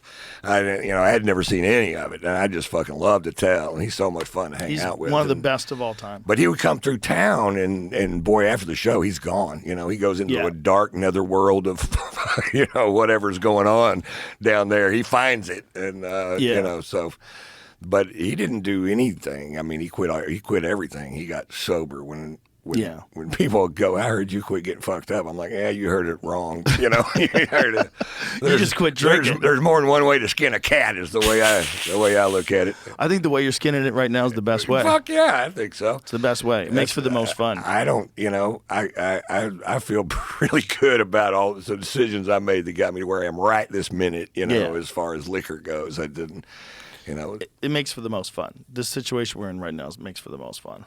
If they would just hurry up and decriminalize mushrooms and things along those lines. Because then we'd start doing mushrooms. Yeah. But as long as they're against the law, we don't do them. Exactly. We're against it. That's what I'm saying. We put a stop to it. In fact, we're part of the mechanism. Imagine if it's that the makes only thing that can really get us out of this, but we're all so dismissive of it. It sounds like Looney Tunes, right? But if you could give mushrooms to every living human being on this planet all in one day, we could sort a lot of shit out. That's what Hicks said. It was our accelerator pad to our evolution, Well, he was a big Terrence McKenna fan, and he quoted Terrence McKenna in his act. And Terrence McKenna was the guy who came up with that theory that the reason why human beings evolved is from mushrooms. Oh, okay. It's called the stoned ape theory. It's a crazy theory. What is this? Federal scientists recommending easing restrictions on marijuana. Oh, I did see that. Yeah. They want to make it Schedule 3, so it has some medicinal uses. Shrooms or weed? That's weed just first. weed. Yeah, That's weed first. Oh. They're never going to give it to you all at once. It's just too revolutionary. Well, Texas, we still don't even have mercy weed. You can't get weed if you have cancer, if you're dying of cancer? I don't think so. Not in Texas. There's no medical weed in Texas at all? It's like 0.3% you could get if you're dying next week or something. Right, which is kind of weird because, not that I mean, you can buy the edibles that you can buy or THC edibles, and they got it, that law passed because they didn't understand the law. Because they were going by weight of something, but they didn't realize that they're saying, okay, these gummies are 14%. Yeah. So they're trying to fight it now, but right now it's legal to buy that. And then something that's just like pot, like 1 milligram or whatever off, they sell that. Delta 9. Delta 9. Yeah. I don't smoke it because, it's classified as marijuana, and I would never do anything. I thought good for you. Illegal. Yeah. Well, I witnessed Brian Simpson take a few of those gummies. Yeah, and, right. And they were supposed to be very mild, and he was very upset at how fucked up he was. He was very upset. He was like, "This is outrageous." He was shocked. Does that couldn't does believe it smelling was going. salts wake anybody up out of that? I've never tried. Ooh, that's a good question. That's a solid question, Jamie. What We was should the bring question? them. He said it's smelling salts wake someone up out of like a weed Of stupor. Yeah, it will, because I've used those ones that are on the table in the Did green you? room to. Yeah, you ever get too stoned to do a set, and then you just pick up one of those salts and just jerk you right out of it for a minute? You've only taken the ones that we have at the mothership, then, Yeah. right? The what? You've never had the smelling salts here. No, Oh, this is significantly stronger. here at the. But the stuff that we have here in the studio versus No. the stuff that we have in the green room, the stuff we have in the green room is kind of old. So when you open it, you really got to get your nose in there, Oh, that feels, really dig in. It, This motherfucker will knock your dick into the dirt. This is what makes you think I want my no, I wouldn't say you do. dick But I mean, knocked into the it's, dirt? It's worth experiencing All right. because it's so potent. Well- it's shocking. Wait a minute. Let me get ready. Should we go get a fresh one, well, or Yeah, you got any there's freshies? still 4, I think, fresh ones. Well, yeah. let me see how bad. Do we have these in any Those are- chronological I don't- order? I don't think All right, let me grab one. I'll see what we got. I'd say probably that one, maybe. I'm sure that's definitely gonna do the job. All right, we'll see what's up. He's got frogs in here. Let's see what's up. Here we go. You'll know which one's stronger right away. Oh, that's probably pretty good then. That works. Wow. This one's very legit. Okay. Yeah, I'm not gonna do it. No. You need to. You need to now. I don't want to. Whatever it caused you to But you look do. like you just look like you're I feel great. about to. I feel great now. Let me. All right. Fuck. Let me. Right have the now, I feel goddamn great. Thing. Whew. I don't know if that would. Yeah, I think it would help. Oh. That's what I'm talking about. Hey, you don't have any of this at the glove. Talking about. Oh. Yeah. That's what I'm talking about. I don't like when people talk shit about how easy smelling salts are. Oh. I'm like, oh, you've never had real smelling salts. I've never been this awake in my life. That's what I'm saying. That's what I'm talking about. Oh man, I'm gonna do one up on the other side. Shout out to that dude, Juju Mufu, right? Am I saying it right? Yep. Shout out to him for creating the greatest smelling salts in the history of the world. Did you go in for a second? Yeah. Oh my God, you fucking He animal. only got it in one side. He's He an said. animal. It He's only an went up animal. one side. If I had to get I that thought he other was gonna side. leave the show. Man, I was worried you were going to get mad and leave the show. that was like meth. That's very potent. That's what it feels like going down. Well, this guy who created this is like this crazy power lifter dude. But there's no after effect of it, is there? No, I don't think you should do it too often. I just did it once every 10 seconds. You know? It's not making me any smarter. Yeah. Okay. All right. Well, I don't have anywhere to go but fucking up. All of us have nowhere to go but up. That's what AI is all about. But I think it's probably not good to do. That's that guy. He created it. Look at the body on that son of a bitch. Look at the crazy shit he can do. Oh, that looks full splits in between chairs while holding up. It looks like Josh Blue. Yeah. No, not in that picture. I mean, the dude's a crazy athlete. Like that is absolutely ridiculous strength to be able to do that, and that's like, preposterous. So a lot of those powerlifter dudes, they take a big blast of this shit before they lift. Okay. Let's say I want to look like that, but I'm 67, right? Yeah. How many hours a day would I have to dedicate of my life? No bullshit. I mean, of course, I could never get to that. No, you couldn't get to that. But no bullshit. You could change your entire body with weightlifting and steroids in a year. We would get you to a Russian scientist, and they'd hook you up with the latest, fucking greatest, top shelf. Like if we got a project. Like, did you ever see that documentary Icarus? It's a great Icarus. Icarus. Yeah, I think so. Yeah, it's Brian Fogel's. It's his, right? Brian Fogel's. Why did I freeze there for a minute? Brian, who also did The Dissident, which is another amazing documentary. But Brian did this race. He did it completely clean, and then he was going to get this Russian doping guy to tell him what to take, and then he was going to do the same race the next year, juiced up. And he was doing it for a documentary to show what the difference is. All right. He's not competitive like he could win. Right. He's a very good cyclist, though. So in the middle of this process of going through this thing with this Russian guy, Right. it comes out that the Russians cheated in the Sochi Olympics. And so when they cheated in the Olympics, they used piss that was like fake piss. They like smuggled piss through a hole in the wall. And this guy was a part of the whole program, and he's in this documentary. And these while this is all happening. These were cyclists? No.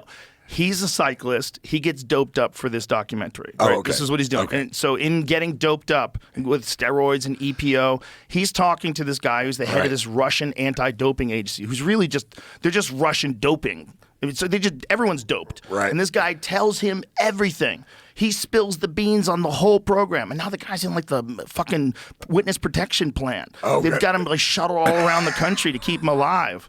Russia wants him dead. This fucking guy spilled they juiced the whole Olympic team. And I this guess they guy, did. Brian, got very lucky and caught it in the middle of it happening. So it's just dumb luck that the Russians get busted for doping while he's doing a documentary on doping with the guy who did the fucking doping. And he didn't have anything to do with them getting exposed. No, not at all. It was what happened was they used these jars that were supposed to be impregnable, right? So there's these jars, you would urinate into the jar, and then once they had your sample, it would be sealed in a way that no one could open. Well, they found these micro scratches that are all over the inside of these supposedly sealed jars that led them to believe that someone had figured out a way to hack into that and open these things. And they realized that the Russians had figured out a way with a new piece of equipment. They got their own bottles, and they engineered a tool that would allow them to open it up, and then they would put it back on. So they would go and they would take the piss out, and they would bring it in with a new bottle, and the new bottle was filled with clean piss. And so there's literally, they had a hole in the wall. Literally had a hole in the wall where they were swapping out the clean piss for the dirty piss. Look at this. They have an official urine sample room, hole and storage space. And in the storage space is where they had all the clean urine. And they got busted while this guy was doing it. So if we got that guy, that Russian dude, to turn you into a fucking stud, we need about 16 months. We need about 16 months. But do we really need a Ron White that's all amped up on that? We don't need that. No, we don't need that. But if you ever want to go that way. No. you don't need that. But just like, you don't need to play golf. Yeah. Well, I'm the one that asked the question. Right? No. It's a fair question. It's like, how long would it take? I mean, you're not obese. You're fit because you walk around a lot. You're doing a lot of golf. You're playing a sport all the time, so you're active. I stretch for that game, so I'm pretty limber for a 67-year-old. That game looks like it would really benefit from like rotational work. Yeah. Do you do you ever do with a trainer, or do you do like cables? No, you know what I do? Everything I do in my golf swing right now, I do to avoid 2 tears I've got in my shoulders. But for the most part, it doesn't hurt to make that, as long because everything stays connected. It's when I do like this that they really hurt. Have you ever done stem cells? Yeah, well, with the same guys with the Ways to Well folks, and it's better than it was because before I couldn't do that at all, and now I can, and it doesn't really hurt that bad. But before, if I got it to there and just pushed it back a little bit, it not only hurt, it hurt when I quit doing it. And still, it's not exactly right. But it's not exactly right. Yeah. I have a plan that can help you tremendously that I use for my shoulders. I have no affiliation with this company. It's called Crossover Symmetry. I bought it online. I think I bought it on Amazon. I had one at home and one at the gym. It's a bunch of different cords. They attach to posts, and they have these cables, and some of them are like 10 pounds, some of them are 15 pounds, some are 25 pounds. And they give you a plaque, and the plaque has a series of different exercises for your shoulders, all for shoulder strength. It makes a giant difference, So you use these cables, and it's not hard work. You're not like lifting heavy weight or anything like this. This is like rehabilitation and strength work. So you're on the last ones, you are getting like a good pump, but it's very controlled. It's very controllable. And in the process, you're strengthening your shoulders. You're strengthening all the things that are not that strong, which is why you're probably getting injured in the first place, unless it's some sort of a catastrophic situation. For the most part, people get injured because their shoulders just aren't in good condition. No, I fell when I was young off a cliff into a pool. It was 78 feet. Hamilton's Pool. It's right over here in Austin, Texas. And I landed not like you should land. Okay, so it was catastrophic. And it ripped everything. It sprained both wrists and my shoulders, but I never had it looked at. It was just bad for a long time. And then I had it just a few years ago in Beverly Hills. I had them do a CAT scan or whatever the fuck. MRI, probably. What'd they say? They said you got tears in both of them. There, that's where I fell, right here. Jeez. It was 78 feet. Oh my God! And I was standing at the top where people were jumping off, and I was really drunk, and I didn't really jump off. I kind of tripped and stumbled, and then just went, oh well, I'm going with it, and fell off. And, shit. And I just landed like I was sitting down with my arms kind of back, and it was God! How deep is the water? Well, it turned out I wasn't very deep into it. It's a pretty deep pool, but I don't even know. But I was this far underwater because that's how flat I landed. I didn't even go underwater, and so that must have sucked. I knocked the breath out of me, and people were like, "Are you okay?" And I'm like, which they took that to mean I'm fine. Yeah, don't do a thing. Even if you have damage to your shoulders, that shoulder strengthening program will help you. It'll help you retain range of motion because you're doing it kind of slowly. And if you just stay persistent with it and consistent and just do it every day. And if you're doing it every day, you're not even doing it like that hard. It's not like a thing where you're like killing yourself, but you're doing like I's, Y's, and T's with like little dumbbells. Do things like that, and do like easy things that strengthen your shoulder. You'd be amazed at how much more shoulder mobility and strength you'd have if you just strengthen all the connective stuff. Yeah, I'm sure. I'm sure that doing anything would be more than I'm doing now, which is absolutely nothing. Yeah, get a fucking trainer, Ron. Get some. You know what? I tried to get. I used to have sassy young lady that's going to crack you into shape. I used to have my yoga instructor would come over to my house every day or 5 days a week, and she was beautiful and smart and funny, and she was great. And it was basically a yoga nap. It was so easy. Breathing and then with smells, and she was all mystical and shit. Right. And I like it. And but my girlfriend was like, I think you good call on her part. Right. Yeah, she was all over me. She's never wrong. She's got this intuition that she's never been wrong. But you don't want that around your man. That's them yoga freaks.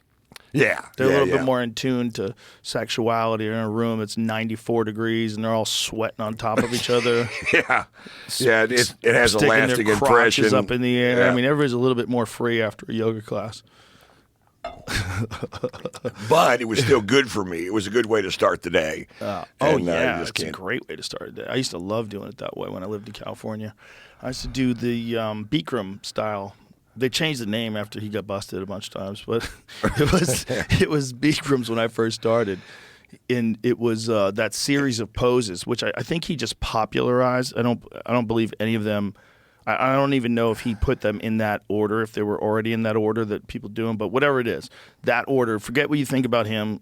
As gross as that guy is, that guy he's very funny.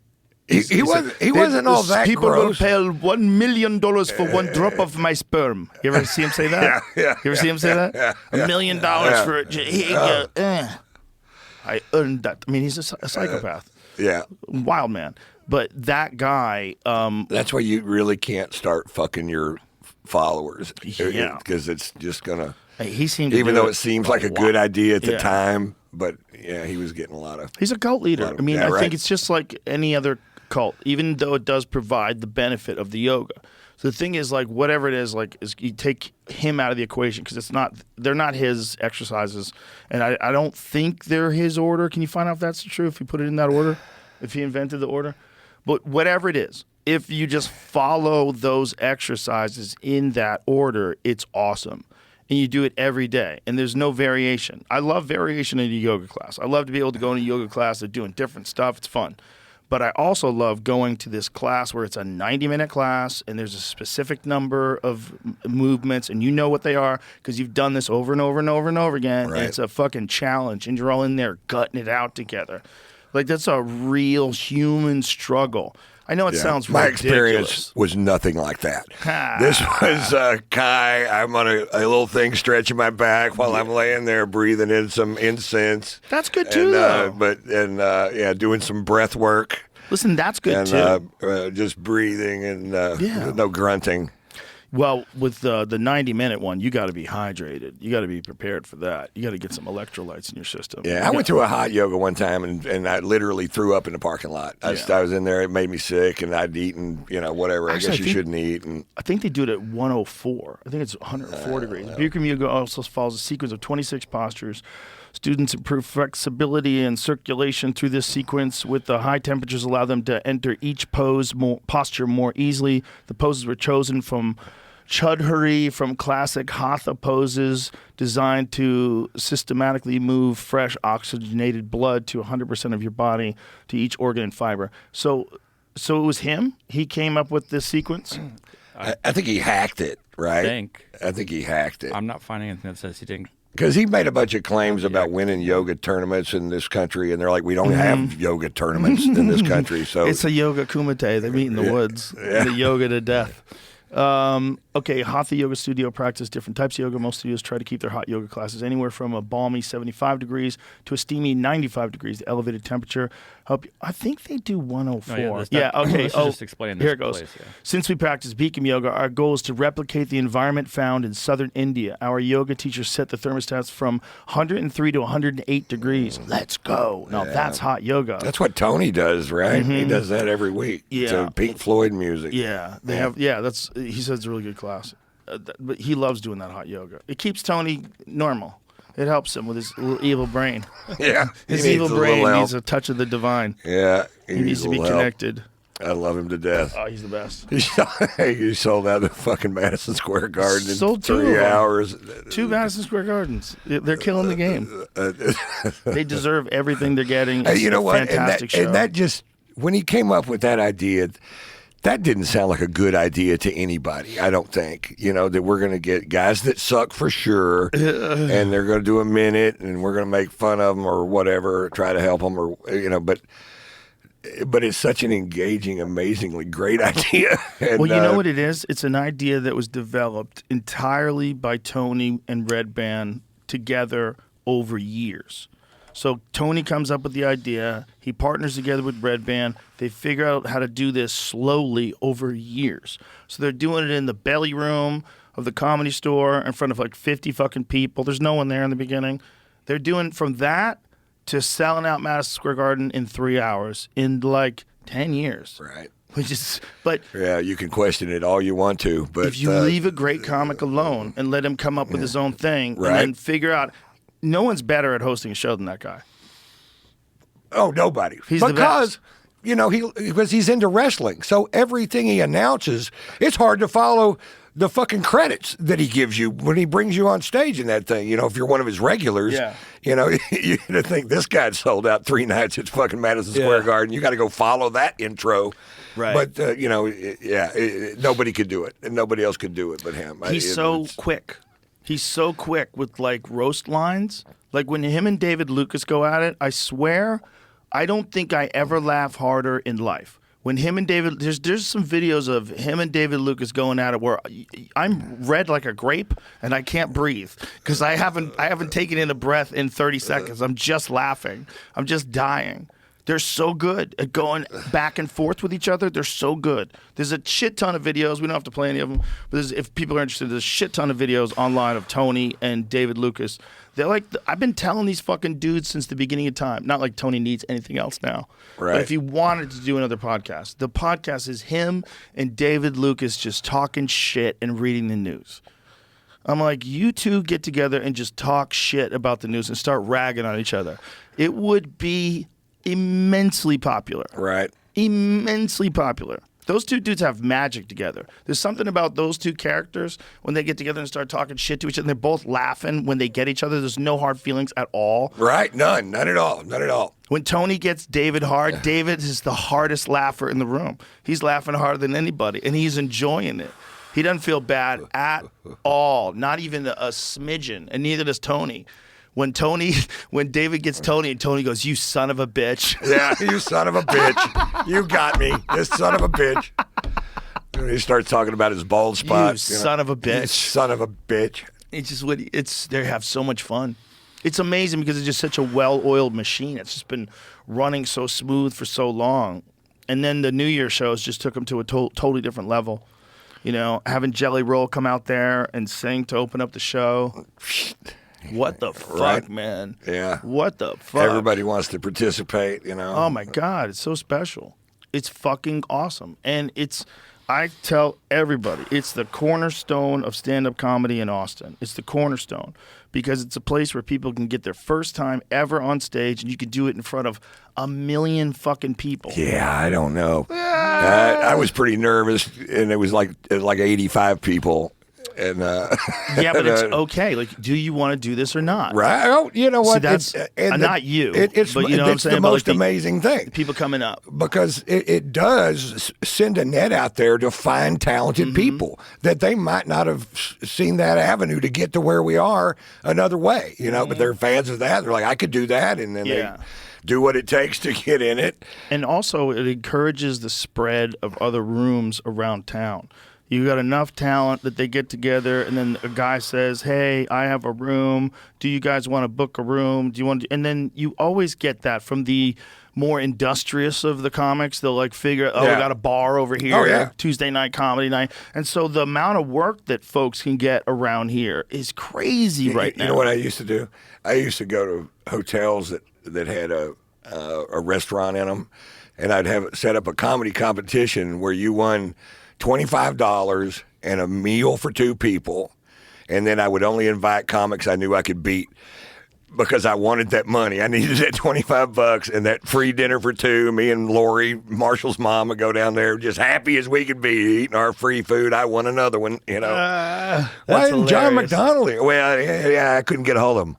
That's smart. Oh, yeah. What a great way A to. little stage time. Nice.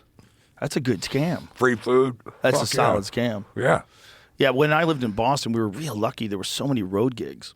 There were so many gigs you could do on Monday, Tuesday, Wednesday, Thursday, Friday, Saturday, Sunday. You could almost work 7 days a week if you knew enough booking agents and you were willing to drive. You had a Right. reliable car. You go to New Hampshire one night. Next night, you're in Billerica. Next night, you're in Rhode Island. Like, you're moving around. Well, you know what I did, which was pretty smart, and I never accused myself of being smart very often, but I noticed that really you're a master of ceremonies. You're not the opening act. You know, your biggest job as the opener was to be the MC, you know? And so if you did and I noticed everybody was doing a really shitty job. They had crinkled up notes in their pocket next week at the thing. And I was like, I'm like, I'm going to get good at that, you know, and my act too, but I'm going to do a really good job. I'm going to study the notes. I'm going to know them. I'm going to make it look like a show. You know, I'm going to do a better job at being a host than those guys are. And then there were 4 clubs in the Dallas area. I worked one of them once a month as the opening act. So I worked every goddamn night, 9 shows a week. And but you know why? Because I was a better fucking host, not because I was funnier. I made it look like showbiz. That's you know? nice. Make it look like a slick fucking deal. You know? Yeah. That's what Tony does. He makes it look like a fucking the right kind of package. You know, it's done the right way. But it's also wild, too. That show's wild. Like, some of the shit they say is so wild. They so go for it. Well, that's why, you know, that's what I love about it, because you don't know. You don't know. That deck ain't stacked, folks. No. But and let me tell you something. I tried to stack it one time because my banker wanted to do stand-up, and I thought I could just slide him in. They were like, no fucking way. Those come out of a hat. Yeah. We don't know who they are. It's the only way to do it. And you guys explained to me, and I'm like, of course that's right. It has to be like biblical law.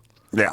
You know, like you have to just Right. really reach in there and really get a piece. Otherwise, you're lying about the whole thing. Right. And I'm telling you, folks, I tried, and I was shot down. No, the show crackles. It crackles. I had to go back to my banker and go, yeah, I can't do anything really to help you. That's hilarious. Your banker. Yeah. He's going to give you an interest rate decrease. I'm sure he's hilarious. The world's missing out on something big. Maybe be fun to watch him. But you know what? The thing is, you can come up there and with a recommendation from me, you can do 3 minutes on Monday night. Sure. You know? Yeah, you can do an open mic night. Open mic night. So that's what he did. Well, that's a great way to start. That's how you want to start. You don't want to start on Kill Tony, but a lot of people have. Well, yeah, right. That's what I mean. have. That would be a hard place to start. Insane. Right? And especially if you know it's 1 million fucking people. But also, like, amazing thing to document if that really was the first time and you actually wound up going on from there and having a career. Yeah, and Amazing. you'd have good footage of it. You know. Yeah, I mean, look, it can be done. It can be done if you're funny. There's people out there that are. We all know people that are so funny that for whatever reason never decided to do stand up. Yeah. For me, it was my boss. I was working for a private investigator at one point in time. And he lost his license, drinking and driving, and he put in an ad for a private investigator's assistant. It was really just someone to drive him around because he didn't have a license. And so I was looking for like unconventional ways to make money while I was doing martial arts. So that was what I decided to do. I started working for this guy when I was doing stand-up comedy. When I just started, I was just like 1 open mic, 2 open mics in. Like I had just started, and I met this dude. And he was absolutely the funniest dude I'd ever met in my life. I couldn't believe how funny he was. Right. Funnier Just than any of the cracked you the comedians fuck at the up. clubs. Yep. Totally natural, laughing about everything. And the guy fucking went cold turkey. No AA, no programs, no nothing. Crashed his car, ran from the cops, got busted, and is like, you know what? I'm fucking done. I'm fucking done. This guy was a character, man. He was a fucking character. His name is Dave Dolan. He used to call himself Dynamite Dickless Dave Dolan. He's one of the funniest fucking human beings I've ever met. And you just drove him around? I drove him around for months because I forget how long he lost his license for. I don't know what it is, you know, when your license gets suspended for DUI. But he lost it for quite a amount of time. And during that time, I was making my transition from stand-up, from fighting to stand-up. Because I was in the middle of both worlds, and it was while I was working for him. Were you that still I had playing my last pool fights. at the time? Were you No, playing I wasn't playing competitive pool at all. No, I wasn't playing pool at all. I didn't start playing pool until I hurt my knee. I mean, I played a couple of times here and there with friends, but I wasn't like really into it until I tore my ACL. You know, if you have an ACL injury, it has to be diagnosed. Then you have to schedule an appointment. And you have to get surgery. So it was a long time where I couldn't do any martial arts. It was just too unstable. And it was really fucked up. I badly tore my ACL and tore my meniscus. It was like real wobbly. So I really couldn't do martial arts. So it was only just like lifting weights, and I was looking for something challenging to do. And me and my friend would go. He got a job. My friend John got a job working at this pool hall, and he and I would just go there and just knock balls around for free during the day because he was working there. Right. So he'd be like working behind the counter, and I just got obsessed with it, man. And I just happened to be around all these people that were like really good players, like high level professionals would come in from the road because it was a gambling pool hall. It's called Executive Billiards in White Plains. This is Boston? No, this was New York. Okay. So I didn't really get into pool until I was like 23 or 24. That's when I really started getting into pool. Like, and that's before stand-up or? No, I was in the middle of stand-up. It was a problem where like my manager said to me, he goes, I think you care more about pool than you do your career. I was like, oh, shit. I was like golf. He was right. Like your golf. I was playing every day, 10 hours a day. No shit. Every day. I was traveling to go play in tournaments. I was going to tournaments many nights of the week that I could have easily been doing stand-up. I was going to play in tournaments. I'd go to Connecticut to play. I'd go to Jersey to play. I'd go to West End Billiards and watch the Killers play. Wow. West End Billiards was this place in a real sketchy part of New Jersey. Ooh, it was sketchy.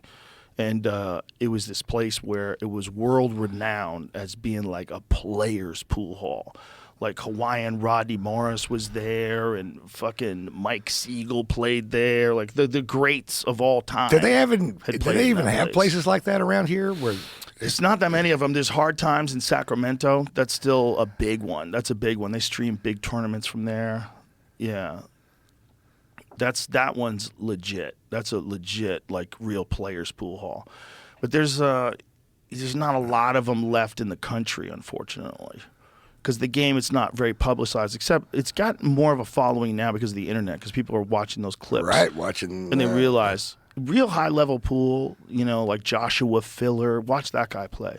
My favorite is this guy from Taiwan. His name is Ko Ping Chung. He's my favorite. He's so smooth.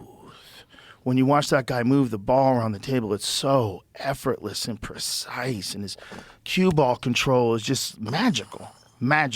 He played in the U.S. Open and won 11 games in a row on a 4-inch pocketed table. If you knew how crazy that is to run those kind of racks on a 4-inch pocketed table, it's like almost unheard of. What is a 4? I don't even know. I don't even know. Okay, so if you buy a Brunswick Gold Crown stock from the factory, it probably has 5-inch pockets.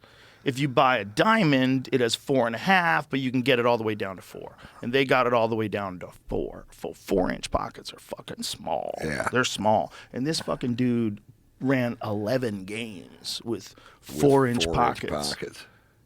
He went through the entire... So he ran 11 games? I mean, like the other guy didn't get a shot for 11 games? Either the guy had a shot and missed, and then he ran out, or he had a safety. He made a safety, and the guy had a kick, and then he got the ball back.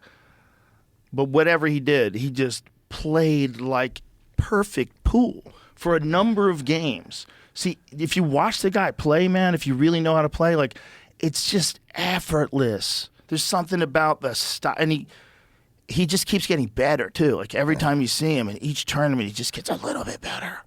These guys all stopped playing because of the pandemic. So for a couple of years, they couldn't play internationally. Right. They kind of fell off a little bit. And only the guys who were in certain tours where you were allowed to still play, guys were playing with masks on. It got like real weird for a while. And some of the guys, since international travel was limited, they didn't get that high pressure, going to the U.S. Open in Atlantic City. That was the big one where he was at. That's like a big... That's where he was while that was being shot. That's all the killers from all around the world gather up in Atlantic City. Do they know who's going to win before they go into it? You can't know who's going to win. They're too good. I mean, so there's not a number one that's significantly better than everybody else, like there was in golf for years with Tiger Woods? There's a guy named Shane Van Boening, and he's won more than anyone, and he's won the U.S. Open. He's tied with Earl Strickland, who's another one of the all-time greats. I think maybe Strickland has more. Strickland might have more. Who won the most U.S. Opens, Shane Van Boening or Strickland? Either way, This guy wins everything. He's won World 9-Ball. He's won So the if U.S. he's Open there- multiple times. He's favored to beat most people, but that doesn't mean he's going to win because a guy like Ko Ping Chung could just run out, and you don't might even never get a shot chance. at it, right? Okay, Earl Strickland and Shane Van Boening, both from the U.S., share the record for winning the U.S. Open 9-Ball Championship the most time, 5. Strickland in 84, 87, 93, 97, and 2000, and then Van Boening in 2007, 12, 13, 14, and 16. He's evil. He's evil on the table. And when he plays, he shuts his hearing aids off. He's got hearing aids. He shuts those bitches off, and he's in a world of his own, man. He doesn't hear any jeering. Pinball wizard. He's the pinball wizard. Yeah. He's the pinball wizard. Yeah, he's a monster, man. He's a monster. But one of the greatest players of all time. Like, if you have a list of the top 5 greatest players of all time, and you have Shane Van Boening on that list, we're not having a conversation. You're a silly person. And what's his mothership? Where does he go to hang out? Well, and he's play pool. South Dakota is where he started out. They call him the South Dakota Kid. He had a table in the basement that had really tight pockets, and he would practice his break on it so much that the center of the table was just white from being compressed from the cue ball, smashing into the rack, and then slapping down the same spot over and over. He broke so much that he created like a white cloud around where you rack the balls. Wow. Because he's just obsessed. And like universally regarded as one of the greatest breakers of all time, if not the greatest. So these guys are on some spectrum. 100%. Yeah. Yeah, Yeah, right, because it's got to matter. You have to be. Yeah, you got You have to be. Yeah, I think you want to so. compete? Yeah. You go get vaccinated. We need you. We need you in a fucking different realm. No, there's a lot of guys that are like super normal, that are high level competitors, that are like normal guys. Like you could hang out with them. They're cool as fuck. It's just an obsession that they could have been doing that with anything else. Could have been disc golf. It could have been frisbee. Carpentry. It could, Or whatever it whatever, is. These yeah. are just obsessive people that are fascinated Decided by to the get- game. It's a crazy Tiger stat I just saw over the weekend. Over a 10-year stretch from 99 to 2009, Tiger was more likely to win 34% than finish 9th or worse, 32%. For 10 years. That's insane. Yeah. Yeah, he's a monster. Yeah, nobody ever racks up those kinds of numbers. He's a monster. You got 150 people every Yeah. week, so you should win one out of 152. And instead of 25% of the ones that you fucking enter, it's just crazy. Yeah, you have to I'd be never be done again. I'd like to think. a mad genius to pull that off. And a mad genius raised by his dad to be that from the time he was really young. You know? Yeah, you'd have to have a springboard. Right. Yeah, I mean, that's what he was. Right. And also, like, if your dad plays golf, man, if someone in your family plays, I really, really wonder this. Are you transferring some of your comedy into your kids? Are you transferring some of your, they've said that even bad ideas, like even racism, can be inherited.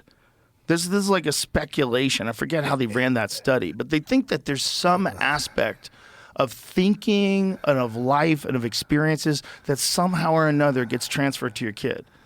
Which makes sense because the big ones do, like fear of spiders, fear of Right. like monsters under the base in the basement. Those fears that kids have, You think they come? they come from memories of being eaten by cats almost entirely. It's thousands of years of proto-hominids being slaughtered by cats. Oh, wow. Yeah, that's why we're And scared so of monsters. It just doesn't bother me, I guess. Well, it would if we were outside, Ron White. You Yeah, heard something. I feel safe in here. I feel safe in here with your big frog burps. Yeah. Big frog burps. We have to have protection from the animals, folks. Don't get cocky. People are getting cocky right now. They're getting cocky, talking about bringing grizzly bears back. Shut your fucking dirty mouth. Yeah. Do you want grizzly bears in Beverly Hills? What are you gonna? If they're gonna be fully protected and you can't do anything about it, are you gonna count on the wildlife people to be able to get the grizzly bear? And you got to Before it eats you? I'm going to tell you right now, if that grizzly wants to fuck you, just let him fuck you. Let him fuck you. Go That's the ahead. best case scenario. Don't fight back. Don't argue. Push back. Yeah. Push back. Grind. Make all the right noises. Do whatever it takes. Pretend like you love it. You love it. Yeah. Fucking love it. That's what if I you would love do. living, let that bear fuck you. Yeah. You imagine the kind of VD you get from a grizzly bear? Oh my God. You think that's what's going on out there? Yeah, I think so. Well, I think we tried to make that connection with syphilis. I don't think we did. But there was, I think someone had told me that there was two. It was a fucking really smart guy. I forget who it was, but it was someone told me that there was two different strains of syphilis, and one of them seems to have definitely come from North America. So like sailors came over in the 1400s with like the Pinta and the Santa Maria and shit. When they went back, they brought syphilis with them because it seems like there was a different strain of syphilis that ran through Europe during that time period. The same place where these people had just got back from. So they picked North it America. up from our locals. Yeah. And took it back with Well, them. that's what we did. We gave them horrible diseases. They gave us a few to make fucking holes in your face. The syphilis one was a wild one. That's a wild one. I got a lot of guys, man. Ooh, killed a lot of people. Lot of guys. Killed Al Capone. That slow, brain rotting, horrible. fucking nothing you can do about it. Isn't it scary that the diseases like that come from sex? So weird. So weird that nature is That like should be- so concerned that we're going to overpopulate Yeah. that it gives you diseases that you only get from sex. You have to live in fear. There's the scariest one, syphilis and AIDS. What scares you more than syphilis and AIDS? If you Nothing. get a Doc, I'm not feeling so good. Syphilis or AIDS? Yeah. Either one, like, oh shit, this Syphilis, I guess. I don't is know. a fucking problem. Magic Johnson's doing okay, man. As much shit as people talk about like pharmaceutical drug companies or medical science in general, I am so thankful they exist.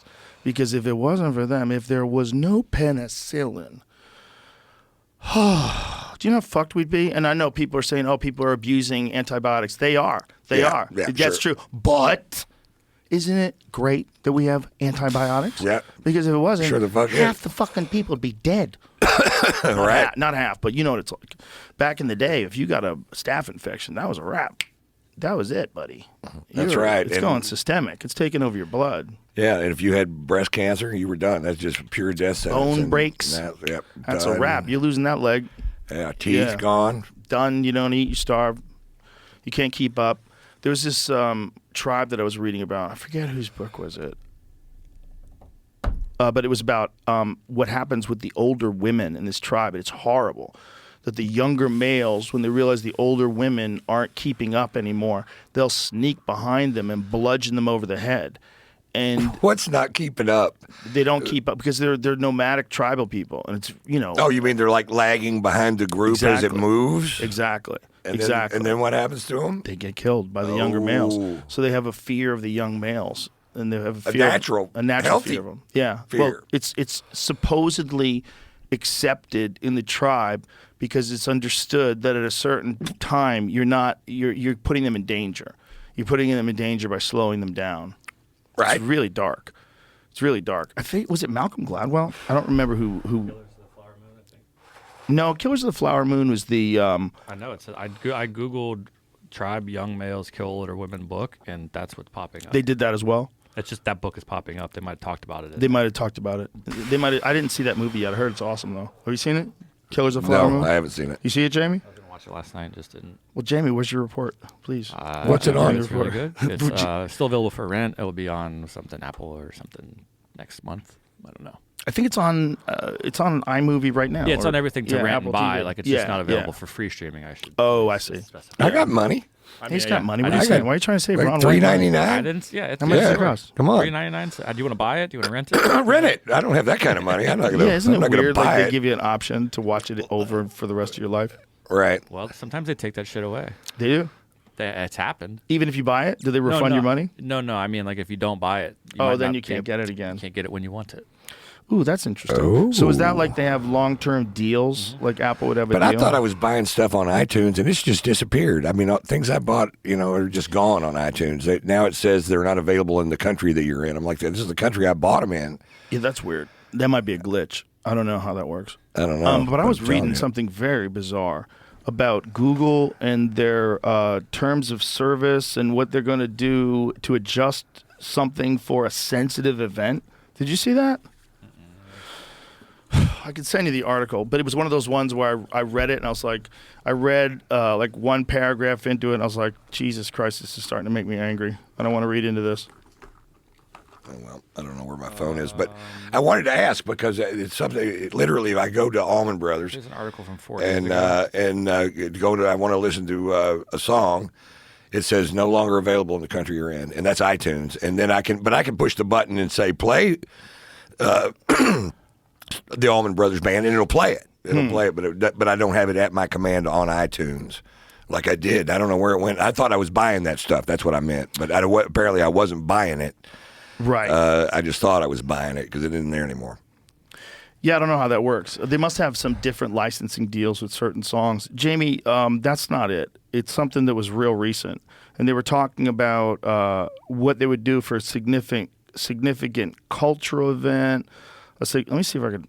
This is a new policy going into effect February 2024. It clearly defines what constitutes a, quote, sensitive event for purposes of prohibiting certain exploitative or insensitive ads and content. Yeah, that's it. While Google already had policies in place for ads and YouTube monetization, this expands the restrictions to Google's publisher network as well. And so it was defined in a certain way. See if you could pull up what it actually says. Because the way it was defined, what disturbed me was that it's very blanket. A sensitive event is defined as an unforeseen or unexpected situation that poses significant risk to Google's ability to provide high-quality, relevant information while reducing insensitive content.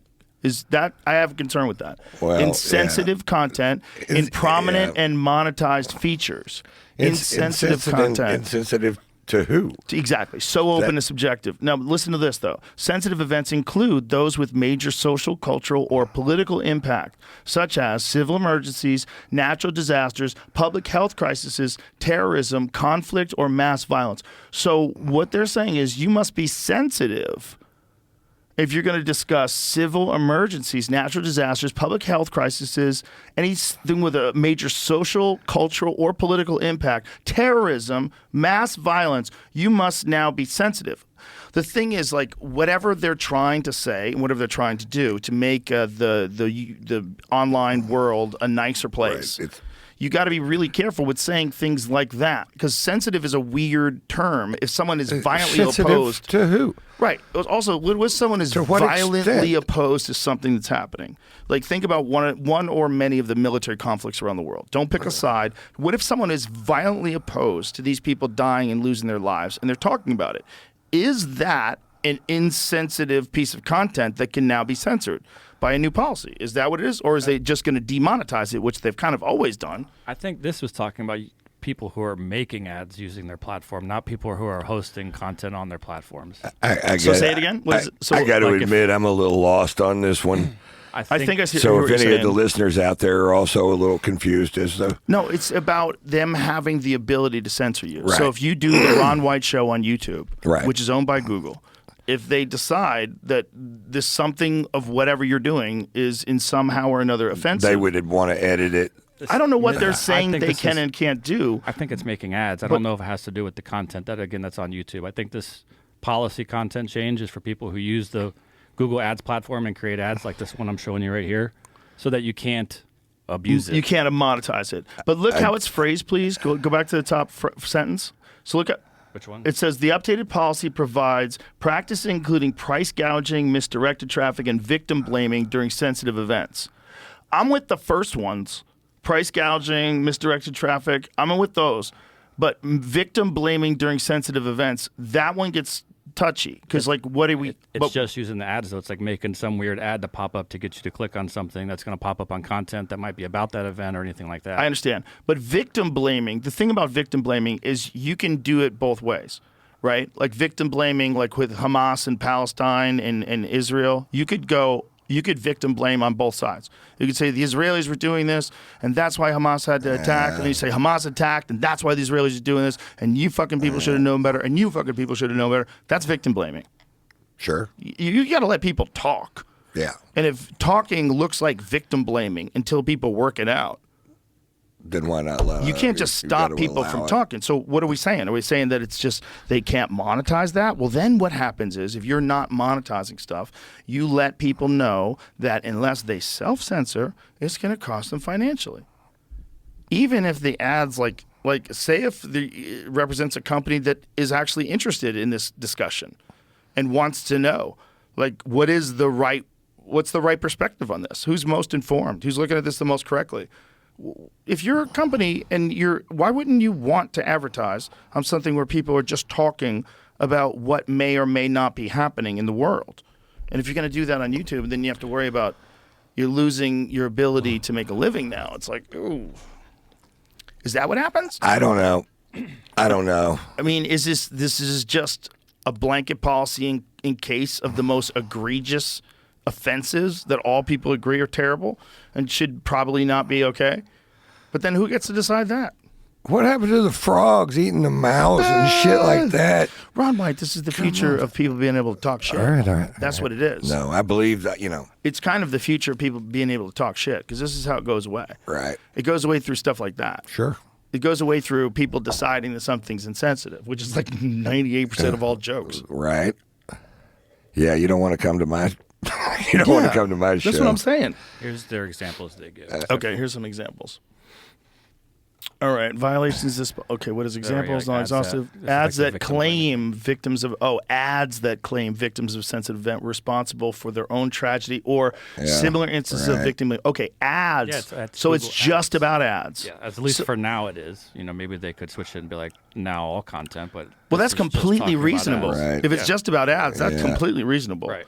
Yeah, I guess you should want to be able to control how fucked up the ads are.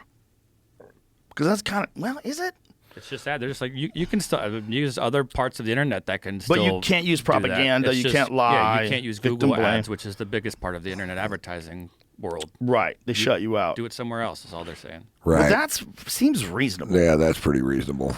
As long as they're not doing that with the actual content of the podcast. Because I do know that they demonetize. They demonetize people all the time if you talk about certain subjects. It's always been a problem. They don't do that to you, do they? They used to do it. Yeah, they used to do it up until the time when we switched over to Spotify. They on stopped their doing website, it. this is specifically under advertising policies. Yeah.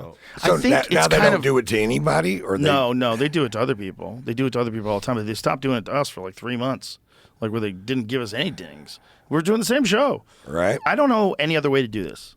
You got to sit down and talk shit. It's the only way to do it. Right. If I change that for somebody that's going to censor something or I'm going to lose money, like, what are you talking about? Like, I can't change what I do. No. I have zero interest in doing that. Yeah.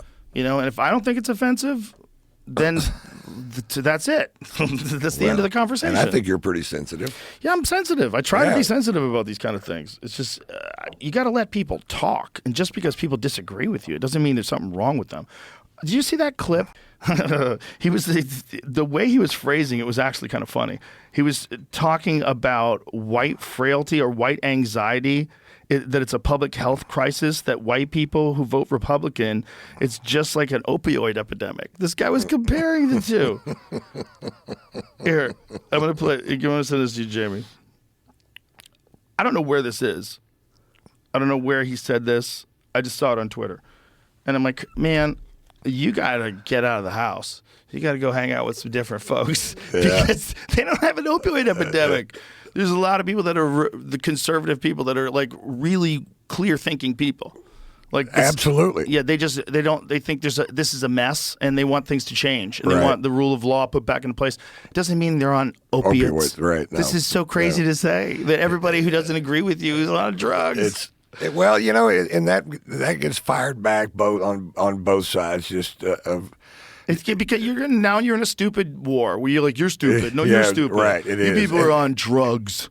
Who brought back name calling? Yeah. Was that?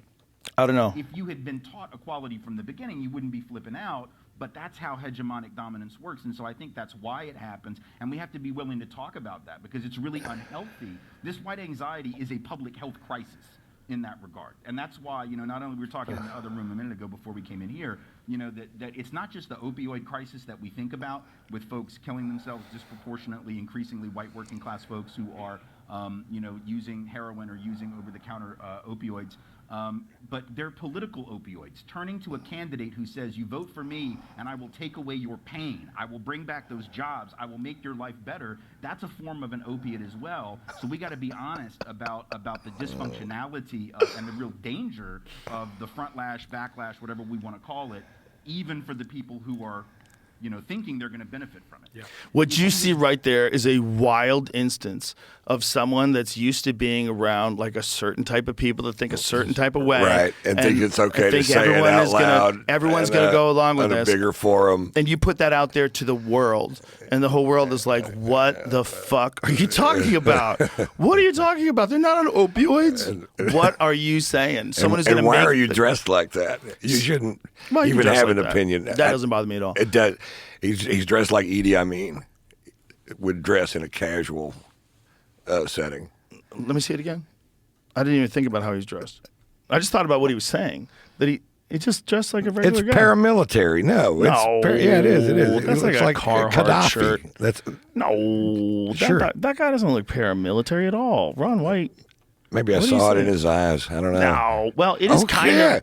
It's kind of a Very fascist Fidel perspective. Castro. Come on. No, it's just Got a the shirt with two buttons. beard. It's just a This shirt with guy's two up to no pockets. good. Looks like the guys next to him don't have suits on, so why not wear a suit? He's probably casual guy, tuned into the younger people. Casual Friday. You just like that. That's a crazy thing to say, and it's also it's not a nuanced perspective on the whole race issue in this country, in this world. It's a silly thing to do, to say that all people that are Republicans, that are these white people, are like on opioids and they want someone to rescue them. It's so silly. It's so stupid to lump them all into white people. First of all, because there's a lot of people that are Republican that aren't white. There's a shit ton of them, man. Go down to Miami. Those Cubans are all Republican. Right. They're all Republican. There's so many Republicans down there. It's a silly thing to say.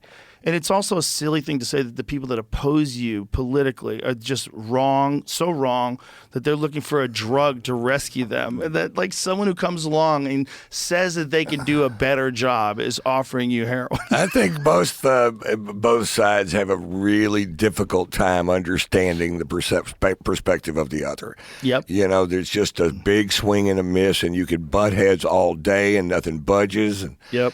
And, I know some real smart, wealthy guys that disagree with me 100%. And so when we're around each other, guess what we don't do? Talk about it.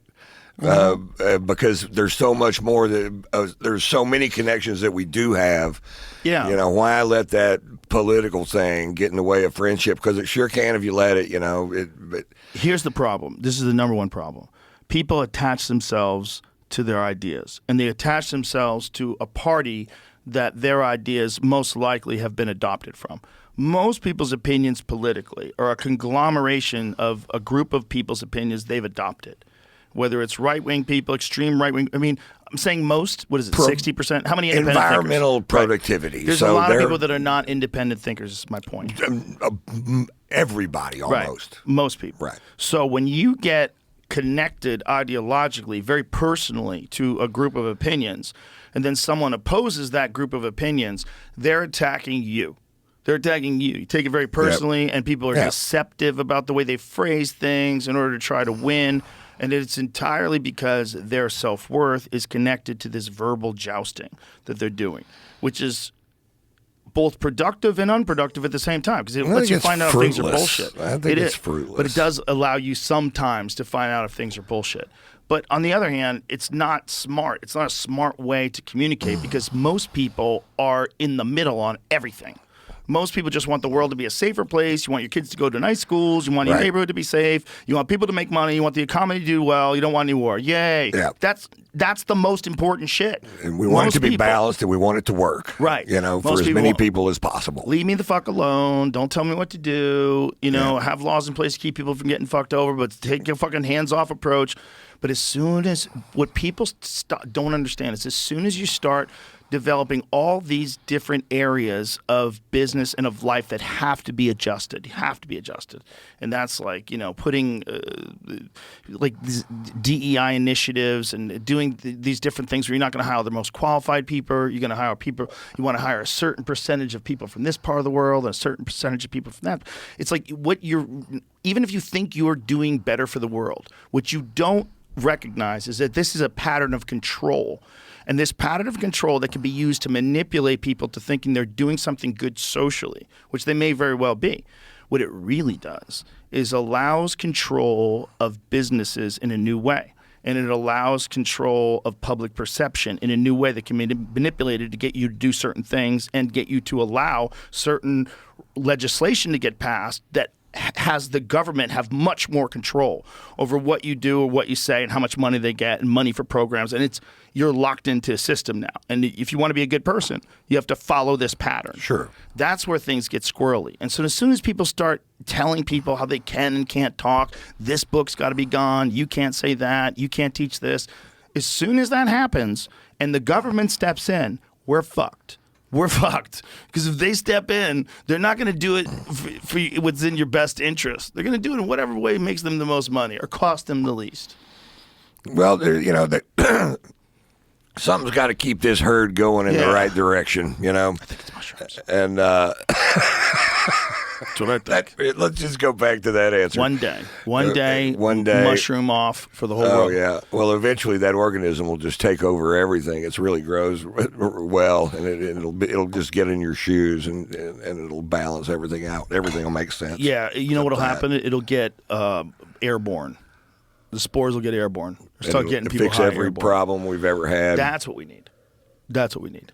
Ari Shaffir created Shroomfest, and if he was more ambitious, that would be the #1 festival in the world. If he was more ambitious, I would have heard of it for sure. It's just an unofficial thing. I'm joking around. I'm all for it. July of every year. There's places now where you can go. It's actually legal, especially if you Colorado, right? I believe Colorado decriminalized it, and I think Portland essentially decriminalized almost everything. Yeah. I think, or is it Oregon in total decriminalized almost everything, or is it just Portland?